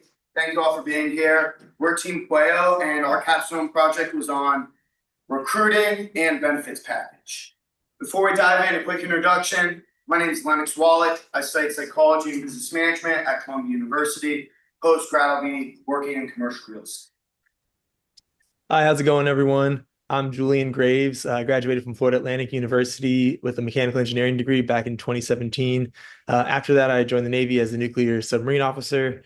Following the MSBA-BA program, I will be starting a nuclear ops supervisor role at Next Era Energy down in South Florida. My name is Nick Comer. I graduated from Virginia Tech with a degree in business information technology. This fall, I'll be working for KPMG as a trade customs analyst. I'm Sabrina Dinkley Lewis. I graduated from Virginia Tech with a bachelor's in human resource management, and post-graduation I'll be working for Pueo as a junior HR specialist. We want to give a big thank you to the Pueo team that made this possible, and our faculty advisor, Dr. Jameson, for providing a lot of context and nuance to really help elevate our final product. Pueo Business Solutions is a small government contracting firm that specializes in cybersecurity. They have a renowned benefits package, which has won numerous awards over the years. This has allowed them to attract top-tier talent and win contract after contract. With this success, they have grown out of the small business classification, and now in the near future will be classified as a large business. This means they will have to compete with large companies for contracts such as Leidos and no longer compete in the small pond of small businesses. Moving on to our problem statement. We have how can Pueo optimize its benefits package to stay competitive, yet still attract and recruit the top tier talent that's made them successful. We gathered our data from 4 different places. First, we benchmarked Pueo with all the companies in the industry to see where they stack up. Next, we met with industry experts who specialize in bringing businesses from the small to the large sector, and we took away concrete points to help out Pueo. Third, we worked with the recruiting team per session and performed data analytics to understand what recruiting trends were important and prevalent to understand. And lastly, the creme de la crop, our best piece of data came from the employee survey. Here we surveyed Pueo employees, and we're able to see tangible points that they value the most with data analytics. Now I'm going to pass it over to Nick to talk about our conclusions. Thanks, Lennox. Upon completing our analysis of the different forms of data we gather, the capstone team has come up with a few recommendations for how Pueo can potentially restructure their benefits package. Our first suggestion was for them to adjust their 401k contribution. Currently, they offer a 4.5% contribution with no expectation for their employees to match it. This is one of their strongest benefits, potentially their best compared to competitors, but it's also one of their most expensive. Listening to the feedback given by their employees in our survey and from our industry experts, our capstone team suggests that they change their current system to require their employees to match the 4.5%.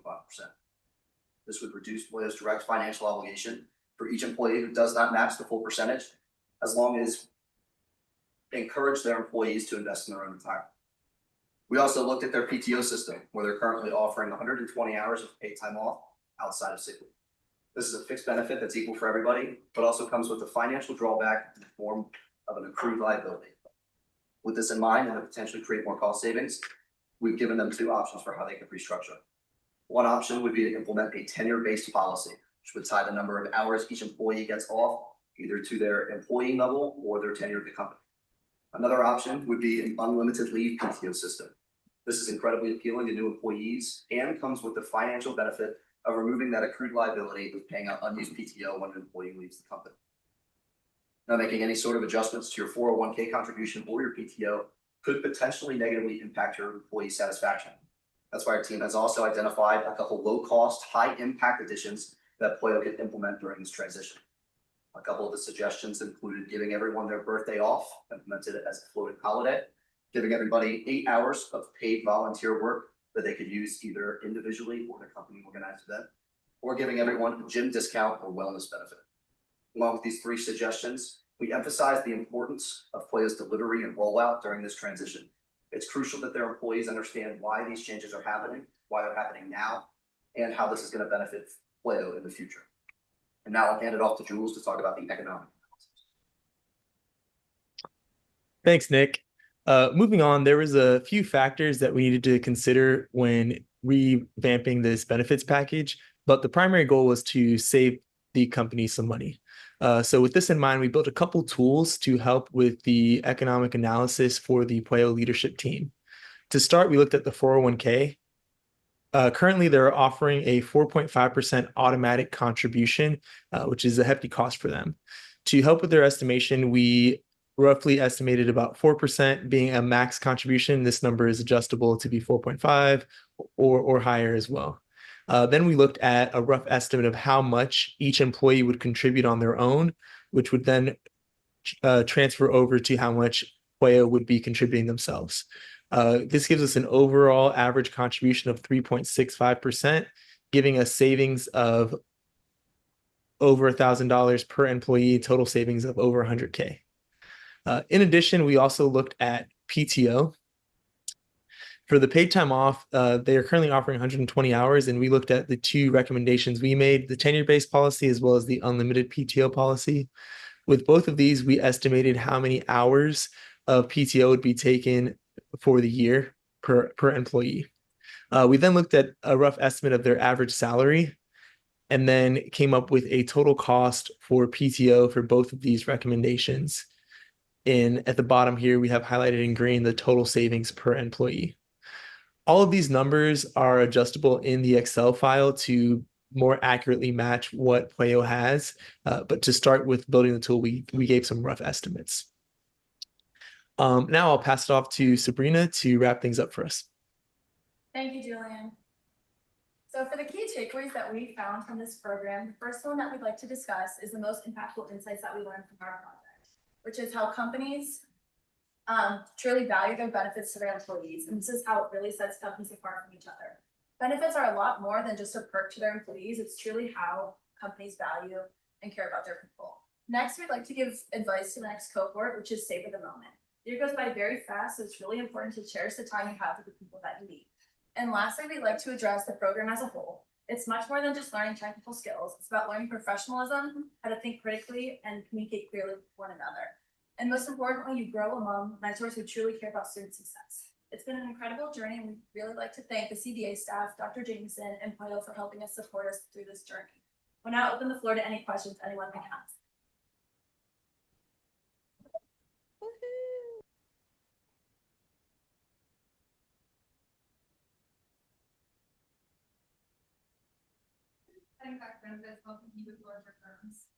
So essentially, in the government contracting space, your bids are based off of your overhead. So they need to reduce overhead, and Pueo is working in many ways to become more efficient, become more cost effective.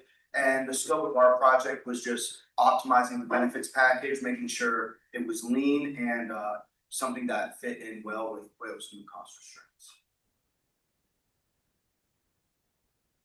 You presented your recommendations because of particular benefits to impact company culture. How receptive did your clients seem to be to this, and how well do they feel like this would fit with the kind of place they think they are? So when we presented to our client, they were very receptive to all the information that we gave them. During our weekly meetings that we had with them, we did discuss before we gave our final recommendation, just to make sure that we were all on the same page. When it came to just implementing it all, we really came down to just making sure that employees understand why the change is being happening. That way they're not blindsided.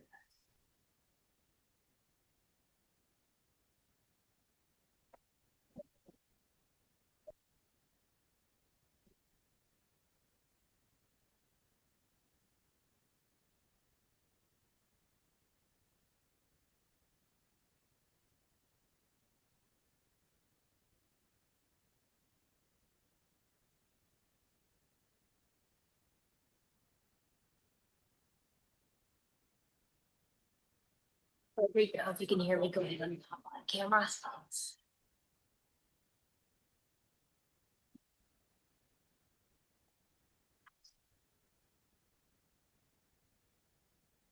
There you go.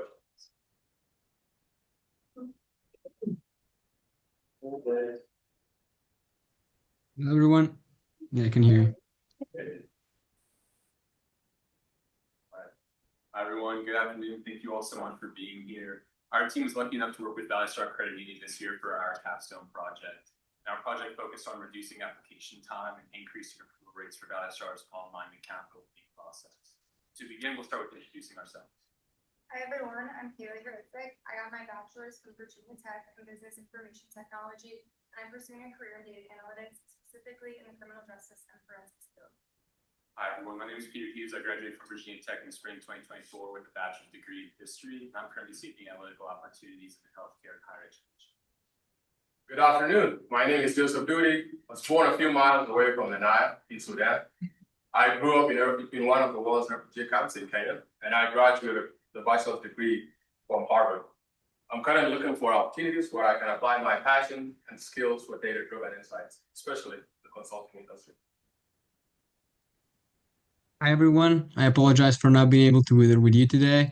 I'm Federico Bruno, and I graduated from the University of Parma with a degree in economics.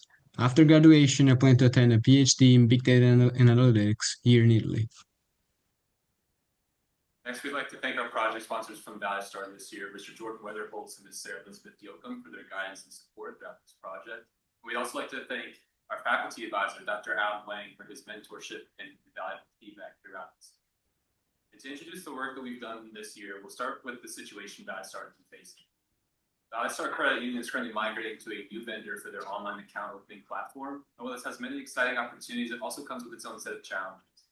Specifically, ValleyStar needed to identify which components of their existing vendor needed to be added, removed, or maintained when migrating to the new vendor. So our team set out to answer the key question of how can we optimize ValleyStar's new online account opening platform to reduce application time and increase approval rates. Next, I'll pass it off to Kaylee to talk about our team's approach and how we. Okay. So to help guide the project, we split our approach up into 3 different steps. First, we conducted research on other credit unions similar to ValleyStar, not just by reviewing their websites and documentation, but also going through their application process ourselves. This gave us a better understanding of how other credit unions design and structure their user experience, which helped us identify best practices and common pain points from an applicant perspective. Using insights from this research, we established benchmarks for the process with the new vendor. We focused on setting target metrics for things like application length and the number of clicks it takes to complete. And finally, we created dashboards displaying the current metrics that will be used to compare to data collected during the new process. This will help ValleyStar identify where they can expect to see the biggest gains in efficiency, applicant completion rates, and the overall user experience. And now I'll pass to Federico to talk about some of our solutions that we came up with. Thank you, Kaylee. So by approaching the project this way, we were then able to collaborate directly with the sponsor to develop a new application process, one that follows a much more intuitive and user-friendly layout. In particular, the process will now follow a sequential layout instead of a long list of questions all at once, while also having a phone-based ID verification, and which will lead to almost a cut in half of the customer due diligence questions. With these new guidelines in place, ValleyStar will be able to significantly reduce the completion time, bringing it down to around 5 minutes, which was the original goal and is in line with what their best banks and credit unions are able to achieve as of now. The new layout will also introduce features specifically designed to support new customers, helping them complete their application process without confusions and minimizing any chance for them to make any error or incorrect uploads, which currently result in a high number of denials. By doing so, the number of applications denied or abandoned will drop significantly, leading to an increase in number of members. Now, to go a bit more in depth and quantify the impact of the project, we can start by saying the new software will be able to analyze and process a large portion of the information automatically, so the denied application will filter early and the approved application will require much less employee time thanks to the automation. Both these factors will translate to nearly $50,000 a year worth of labor savings. In addition, The system is projected to increase the number of approved applications by nearly 130%.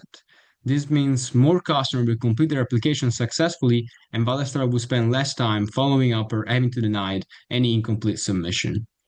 But the most important factor of all will come from the increase in deposits from these new members. So based on the approval growth we just mentioned, even our modest estimate shows that deposits will increase by over $8 million a year. So overall, this project doesn't just simplify the process for users, but it also delivers a real and measurable value for the businesses in terms of efficiency, growth, and revenue. And now we'll pass it on to Duty for our recommendations. Thank you, Federico. And based on the work we did, here are key recommendations to ValleyStar. First, we recommend that ValleyStar uses and builds on the Power BI dashboards that we developed to compare and contrast the new and the old vendor process and to track return on investment and performance. Second, we recommend that ValleyStar regularly reviews its current application process to identify areas of improvement and also ensure broader alignment with the business goal. Third, we also recommend that given the changing regulatory and market landscape, that ValleyStar researches and updates its current customer due diligence policies. This will not only ensure that ValleyStar remains compliant, but also competitive. And now, I'd like to pass it back to Peter to conclude our presentation.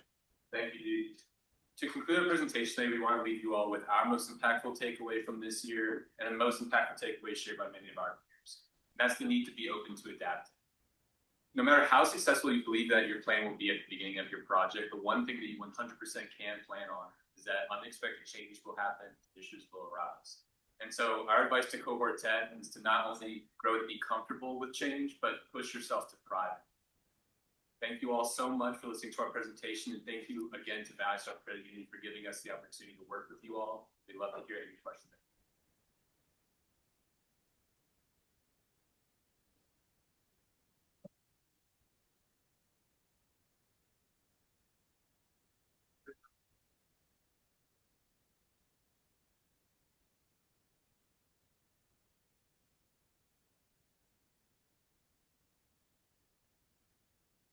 So the large majority of denials currently are because of ID verification issues. The current vendor allows for any photo submission to be submitted when it asks for an ID. The new vendor will ask for an ID, and its software is specifically coded to pick up on an actual license and will not let you continue.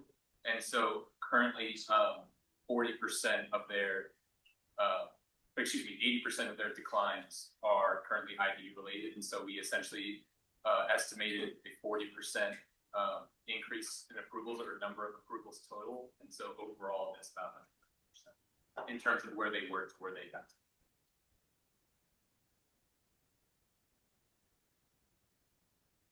What challenges did your team face that required you to adapt?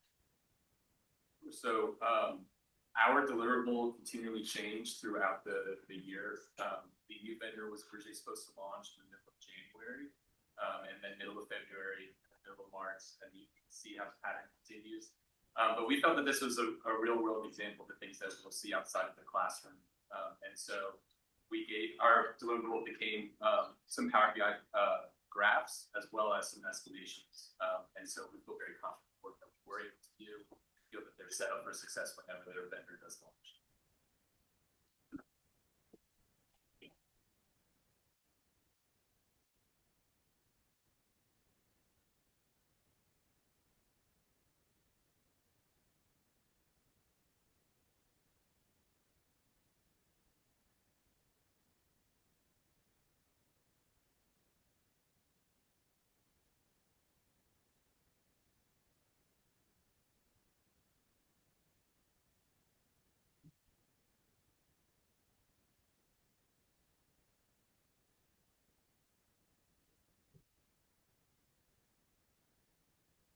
Are you live?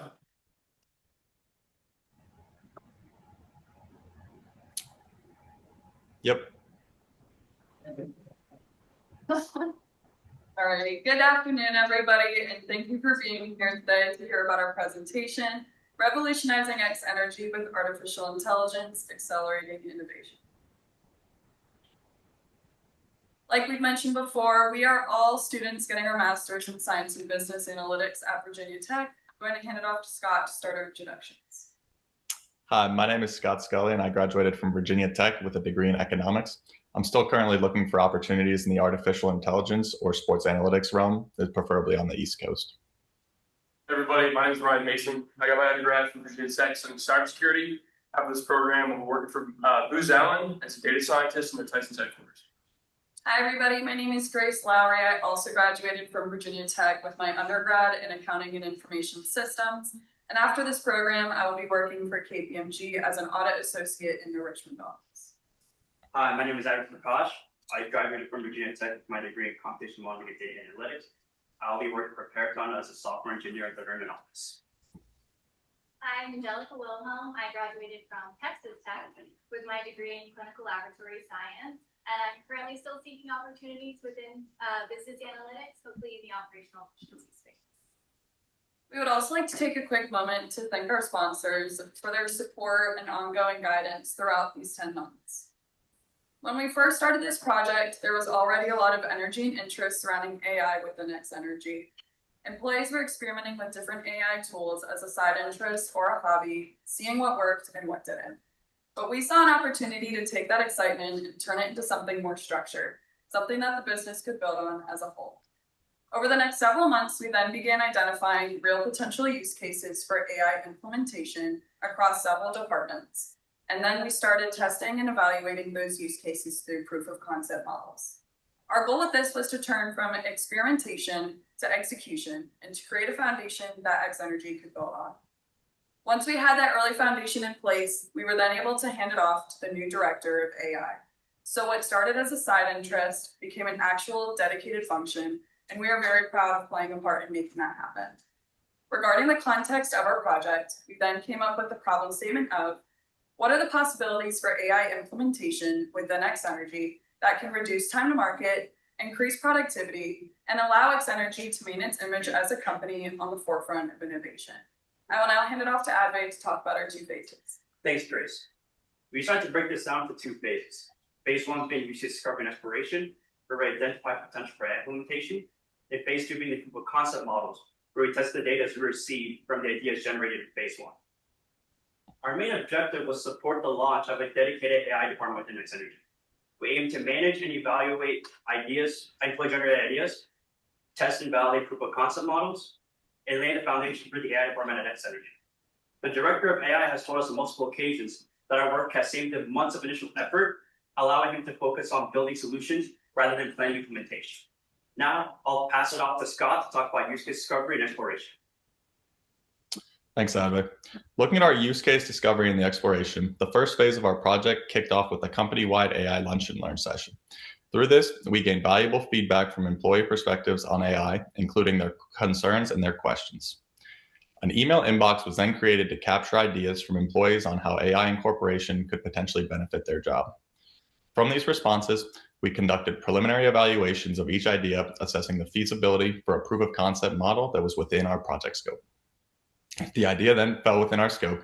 We reached out to an employee to get a better understanding of their department and their day-to-day activities. Our data collection involved diving further into requirements and potential benefits of the use case. We identified 36 potential areas for AI implementation within the company and created proof of concept models for 5 use cases. These departments that we specifically looked at were the corrective action, the audit, design, quality assurance, and regulatory documents. We then tested and assessed the performance of the models on a secure in-house proof of concept model to test the AI's capability. Throughout this project and our interviews, we calculated return on investment based on time saved and efficiency gained. Accelerating time to market shortens the gap between development and revenue generation. Through the testing of our POC models that we created, we estimate that the tasks within the departments can be reduced up to 79%. In addition, these gains are recurring and scalable, which means X Energy will see continuous improvement on the impact of implementation over time as it integrates with more and more departments. This time saved will allow employees to direct their full efforts to higher value tasks and reduce the overall strain on these critical departments. I will now pass it over to Angelica to talk about our recommendations. Thanks, Scott. Through our work, X Energy has begun a clear path to success with AI within their company. We developed several recommendations to ensure the smooth and effective transition. First, a crawl, walk, run implementation approach. This involves starting small, creating a base, and tackling problems as they come in. We've been here for the crawl portion, and we've taken that on, and now we're handing it over to the new AI department to walk and run. This involves gradually rolling out the AI to more people, getting their feedback, and keep enhancing that tool. And once that foundation is really solid, rolling it out company-wide to really emphasize X Energy's excitement for AI. Next, a centralized standardized database. When testing our proof of concept models, we did run into a lot of difficulties with varying document formats from the varying departments, and creating this standardized database will allow for ease of implementation company-wide. And next, AI education. It's really easy to think that AI is this magical tool that will solve all your problems and do everything for you. And maybe someday that will be the case. But right now, it's best used in conjunction with somebody who knows how to use it.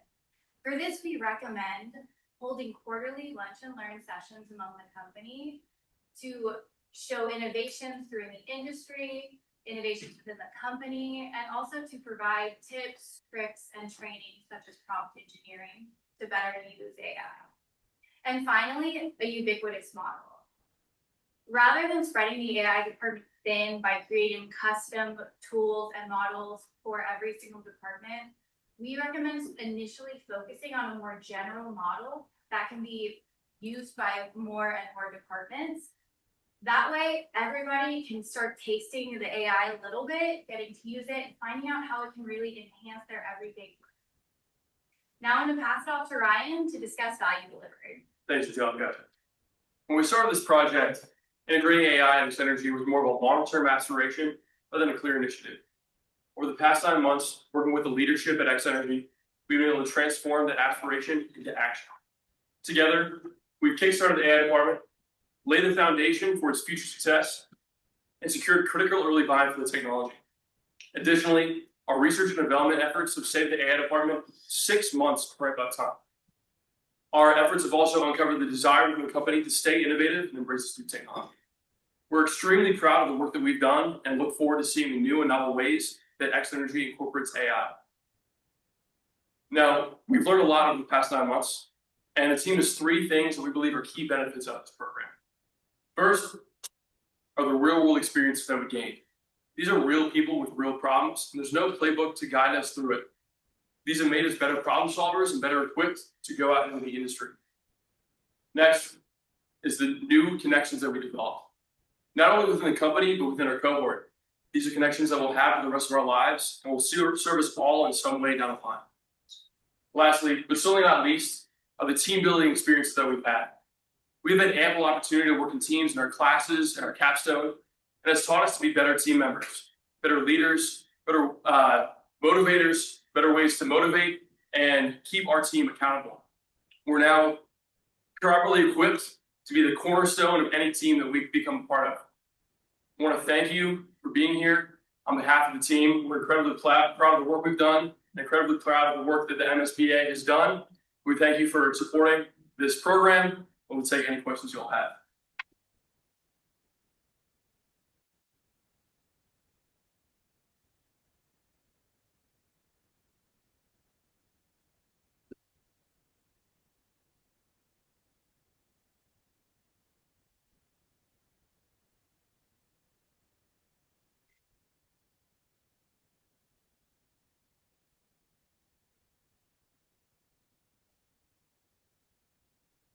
Yeah, it was definitely, especially with the company we're working with, there's a lot of different departments. I don't think we touched on it, but they're a small modular nuclear reactor company. So there's a lot of different sort of information. You've got HR, you've got training, you've got engineering for all the different pieces and things like that. So we did have a lot of discussions over the data itself and how different it can be coming out of every department. And that was one of the reasons we recommended the standardized database, because we recognize that the data coming out of everywhere wasn't on same par with everybody. So it was a recommendation to really go back and look at the data that they are first handling to make sure it is acceptable for AI function. If they achieve that level of time savings, that's pretty significant. Do you have a sense of what they want to do with that time saved? Because you now have people with more time. Is it because they want to deploy for innovation and expansion and scalability? Are they not? What are they? Because it's been conversations, right? It's system. They give any indication of where they might want to do that time saved. Yeah, I can take this. So it's their main goal with AI is as a force multiplier. So rather than laying people off, this is a startup and they haven't built anything yet. So this is not only getting their product out to market faster, but also as they expand, they don't need to hire as many people. So a lot of these tasks that we have shown here are extremely manual and not very high intellect. They're very like just copy and paste, or it's a very repeatable process. So by using AI to automate these tasks, they'll be able to focus on higher value tasks.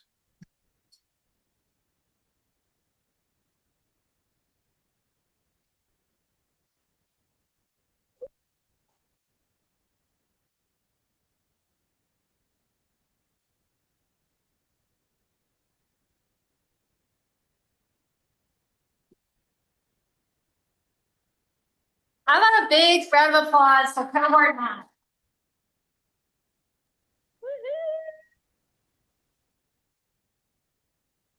Thank you all for coming and listening to their variation of projects and to see impressive work that they've done this year.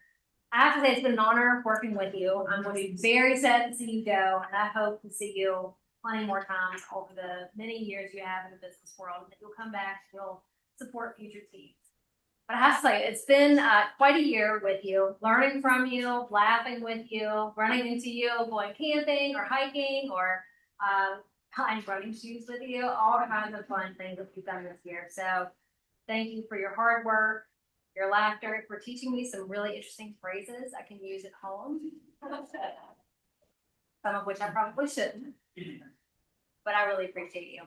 Before we get into giving you your certificates, I do want to invite Dr. Cliff Ragsdale up to say a few words. He is the founder of the Center for Business Analytics, and he's the reason we're all here.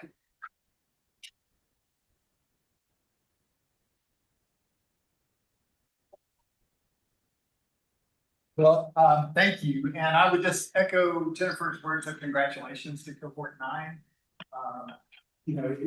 This is always such a great day to kind of celebrate all that you've accomplished and to look at how much you've grown. And for Jennifer and I were talking, and we remember interviewing quite a number of you and seeing the transformation that's occurred.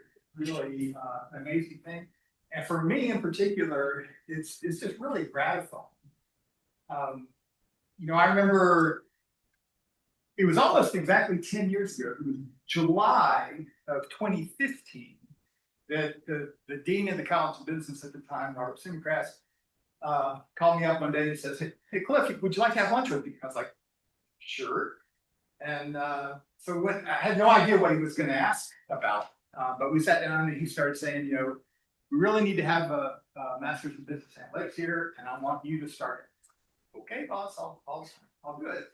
So, so about 10 years ago, there was not this didn't exist. And I remember those early years of scratching together a curriculum and sort of developing a vision of what we wanted this thing to become. And so it's really gratifying and rewarding to see y'all sort of be the embodiment of that vision. Jay mentioned joining at the end of Cohort 3. And at the time, Jay, Mike Flint, Adrian Sable, and myself, we spent a lot of time really thinking about what we want this to be, what we want it to look like. And Mike Flint at the time, he came from an Army Ranger kind of background. And he had this, I think he picked this up in the Rangers of, leadership basically boiling down to prioritizing three things: mission, your team, and yourself. Putting the mission, putting the thing that has to be accomplished at the forefront, taking care of your team to make sure that mission gets accomplished, and putting yourself kind of in the back seat there. And it turns out, though, like from his perspective, he would talk about how doing that, you have yourself kind of at the tail end, but you're really taking care of yourself by doing that, by making sure that you take care of your customers, delivering on the mission. That's what keeps food on the table.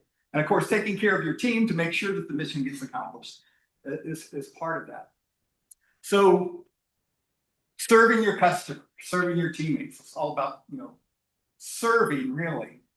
And of course, that's one of the motto of Virginia Tech is ut prosim, right? That I may serve.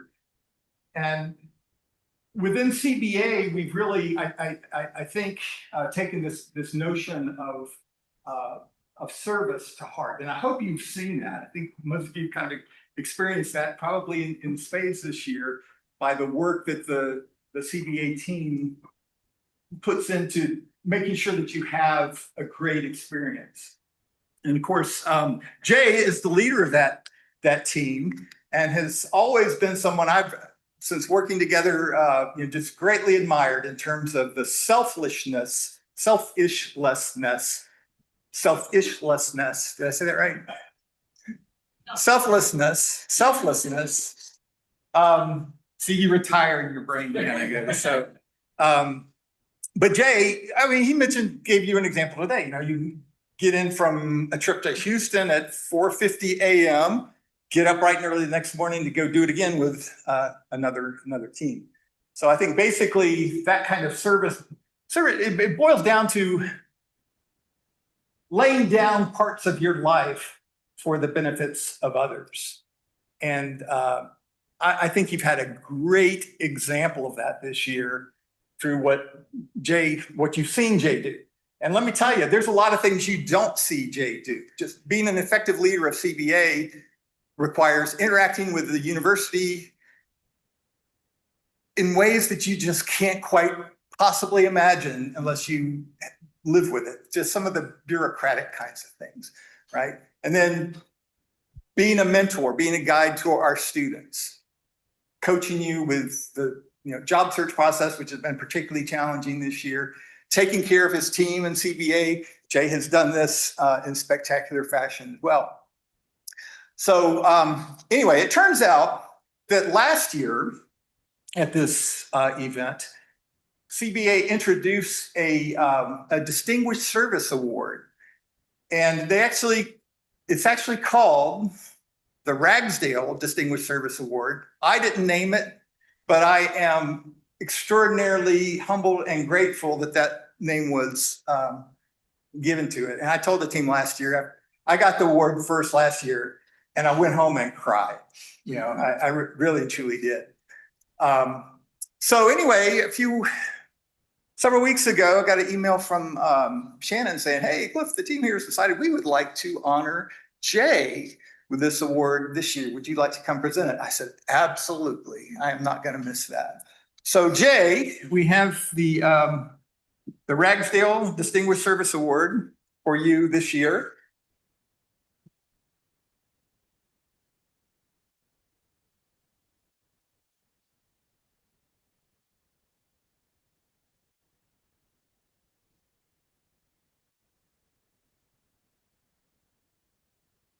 And I want to read you the inscription that's on here. And we had a lot of other sort of superlatives that we wanted to add to this. There just wasn't enough room. So this is what it says. Jay Winkler, in recognition of your outstanding leadership and dedication to the Center for Business Analytics, your commitment to student mentorship and experiential learning, your exceptional engagement with corporate partners, and your steadfast embodiment of the principle of ut prosim. So, congratulations.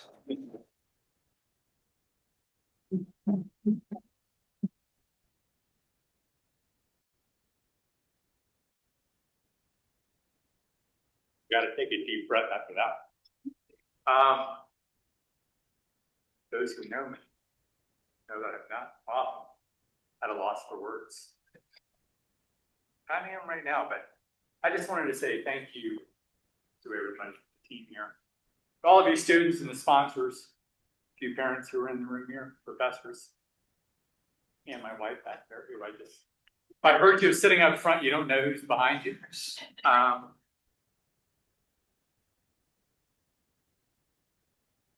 When I first left corporate America, I always wore the Virginia Tech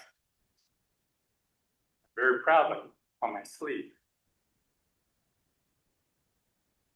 When I got to come back here, people said, wow, that's like your dream job.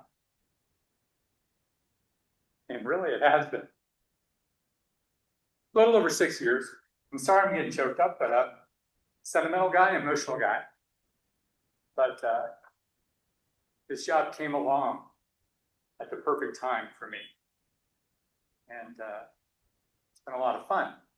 So I hope that all of you have gotten something from me, got a lot from you. We joked the other day that occasionally I get to be the guy who delivers the hard message to be the bad guy. Not something I really enjoy, but sometimes you got to do it, right? You know, it's all about trying to give our knowledge to you to make you better, to prepare you for what you're going out to face. And judging by the comments you have in your quotes and what you've said throughout your recommendations, things looking forward to other students, cohort 10 and beyond, you've gotten some of that. So we're proud of what we do, and we're going to keep on doing it as long as they let us do it. And so I think we're going to move on now to certificate time. So, but thank you very much, especially to the team here. I may do exactly what you said. Go home, correct.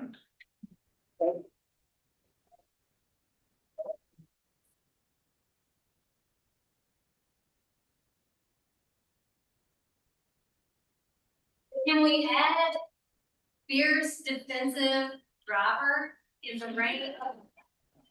Yeah, we had some fun with that, didn't we? Driving that church van, as we called it, up 81 and thunderstorm, which seemed to follow us the entire way up 81. Trucks are not your friend when you're driving a beast like that. So, but hey, we made it. So we do what we had to do. So I think for the final test for cohort 9, if we could have you stand up again alphabetically here. Yeah. Where's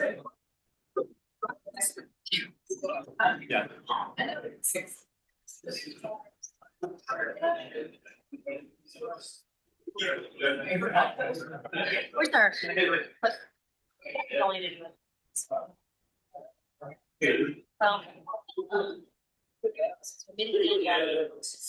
So Jake's gonna stand up.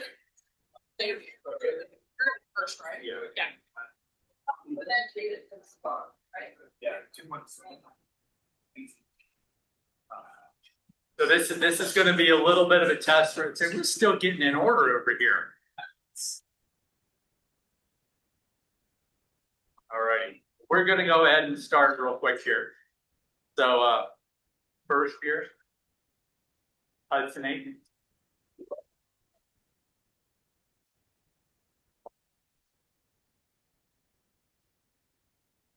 All righty, turn her back.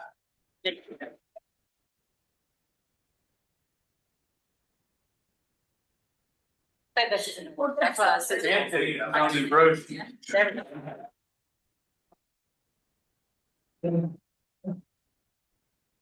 Alberto Calderon.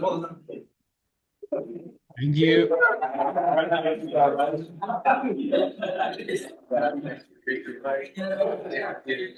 There's your road.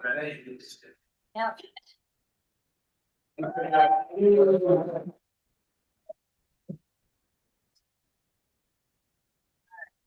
All right, Will Coker.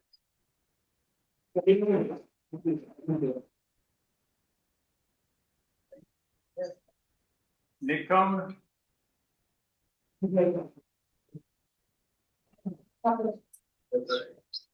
James Denman.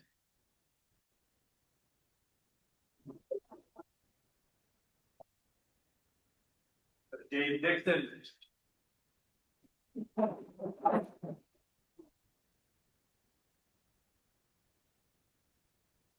Sabrina DK Lewis.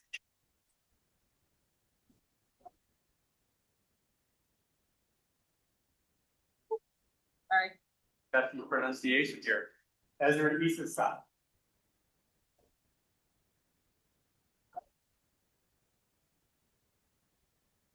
Jenna Feldman.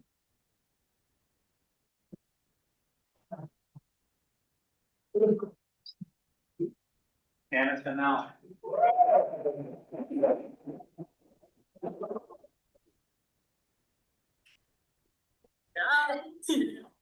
Not efficient.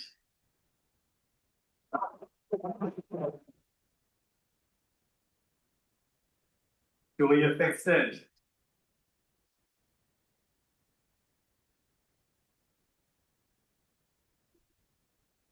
Jamie Von Section.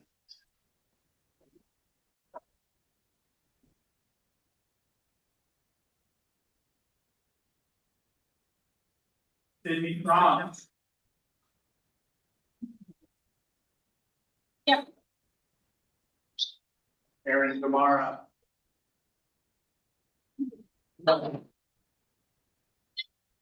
Distance, right? Jack Goddard.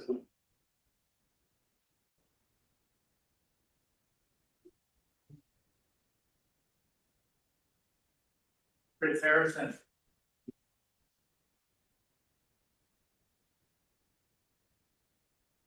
Steve Rock.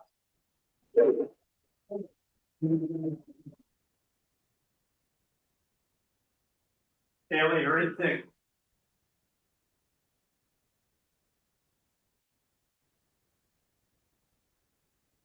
Peter Hughes.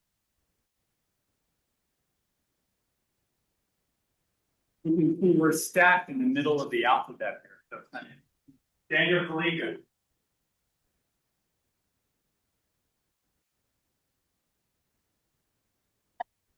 Alexis Marmot.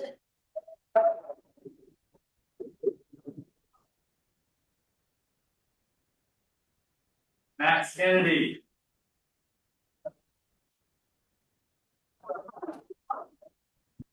Derek King.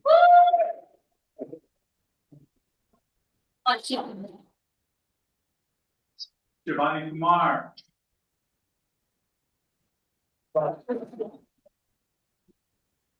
Craig Flowery.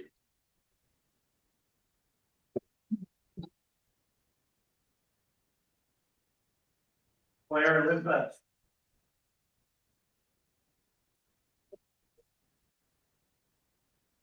Ryan Mason.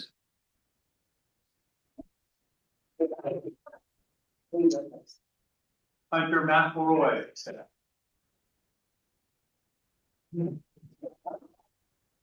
Joseph Duty.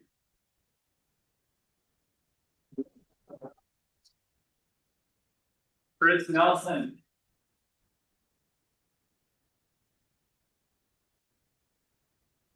Eddie Uzik.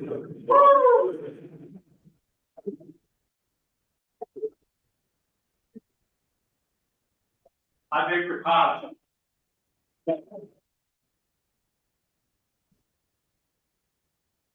John Rain.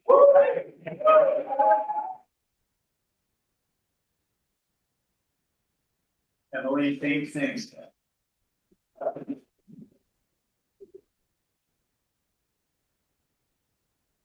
Hey, Jeff Stepien.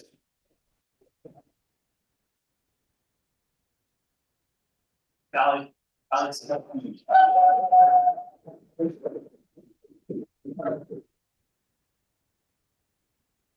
Rachel Unruh.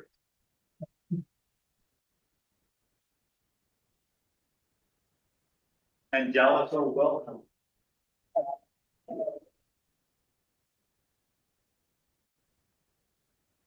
Lennox Wallet.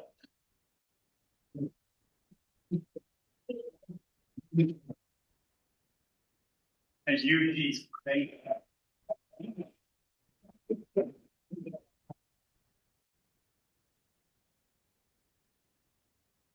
Okay, now with patience here, we're gonna cut over to us. And unfortunately, I think you saw we had 4 folks on the line with us here for a variety of reasons who couldn't be with us.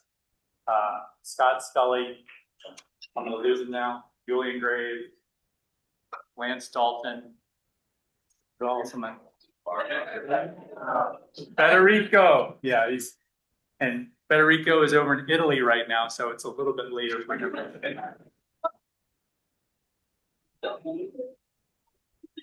All right, get out your tissues.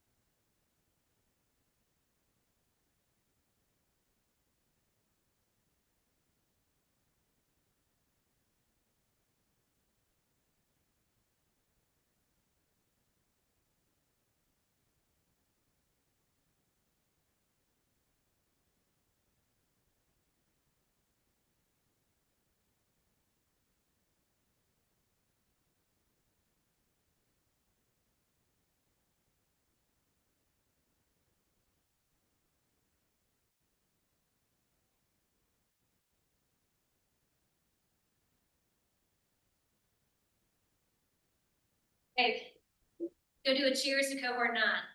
What other cheers? Any other final word? I'll take my time. Thank you again for your support this year of cohort 9, and we look forward to seeing you next year. You are welcome to come back for cohort 10 public presentation day. Yeah, thank you. And please join us at maroon door at 4:30. 4:30? Yes. All right. Thank you.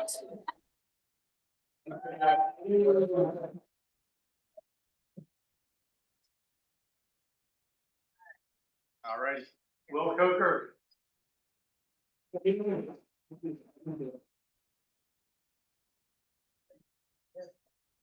Nick Comer.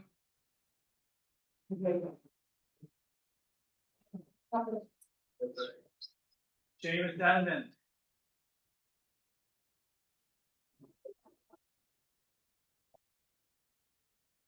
Dave Dixon.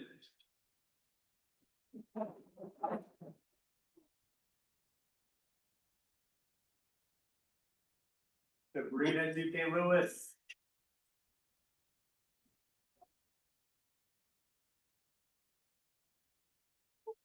Sorry. That's the pronunciation here. Ezra Isasa.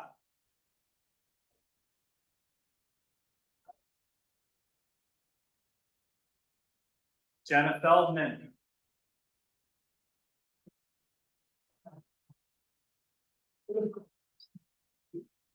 Anna's been out.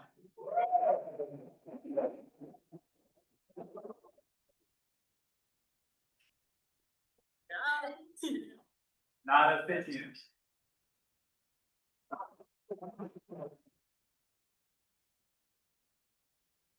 Julia fixed it.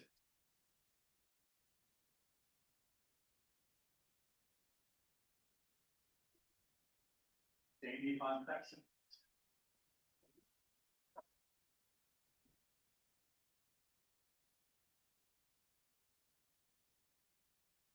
Sydney Ron. Yep. Aaron Gamara.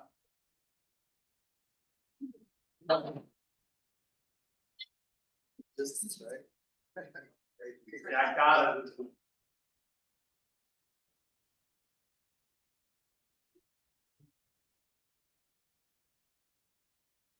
Chris Harrison.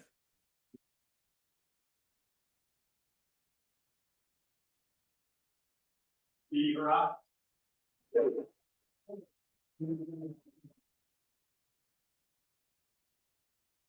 Haley Hurtig.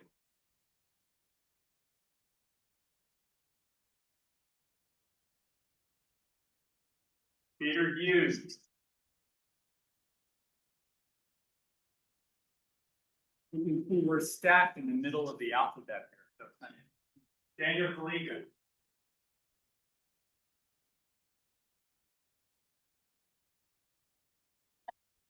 Alexis Marmot.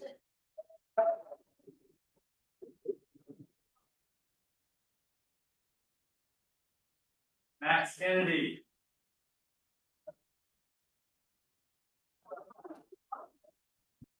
Derek King.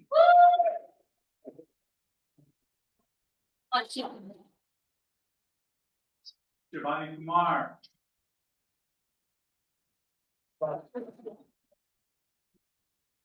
Brady Flowery.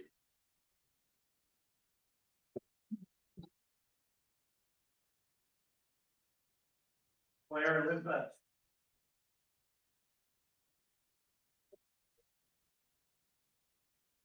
Ryan Mason.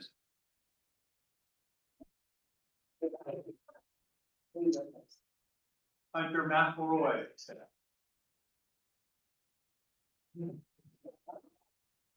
Joseph Duty.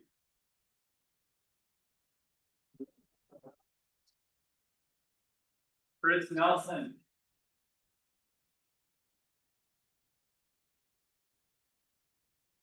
Eddie Uzik.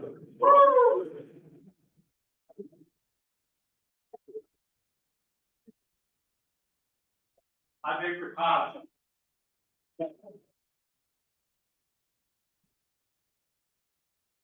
John Rain.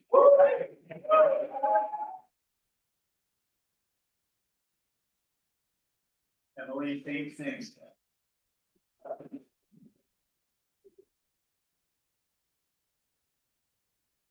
Hey, Jeff, step in.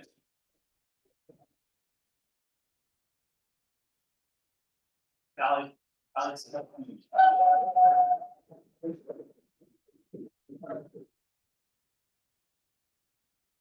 Rachel Unruh.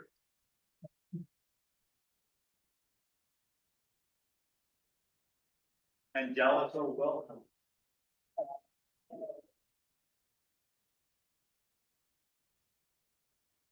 Lennox Wallet.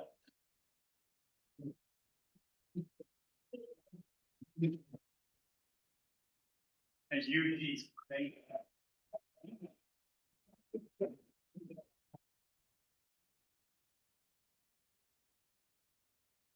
Okay, now with patience here, we're going to cut over to it. And unfortunately, I think you saw we had 4 folks on the line with us here for a variety of reasons who couldn't be with us. Scott Scully, I'm going to lose him now. Julian Graves, Lance Dalton, Federico. Yeah, and Federico is over in Italy right now, so it's a little bit later for him.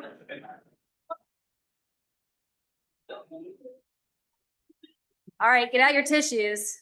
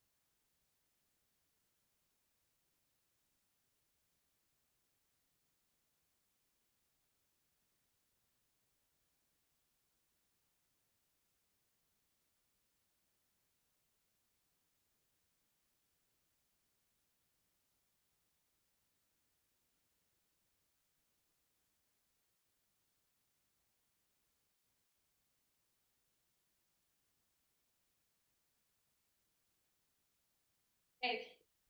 Go do a cheers to Cohort 9. Any other final word?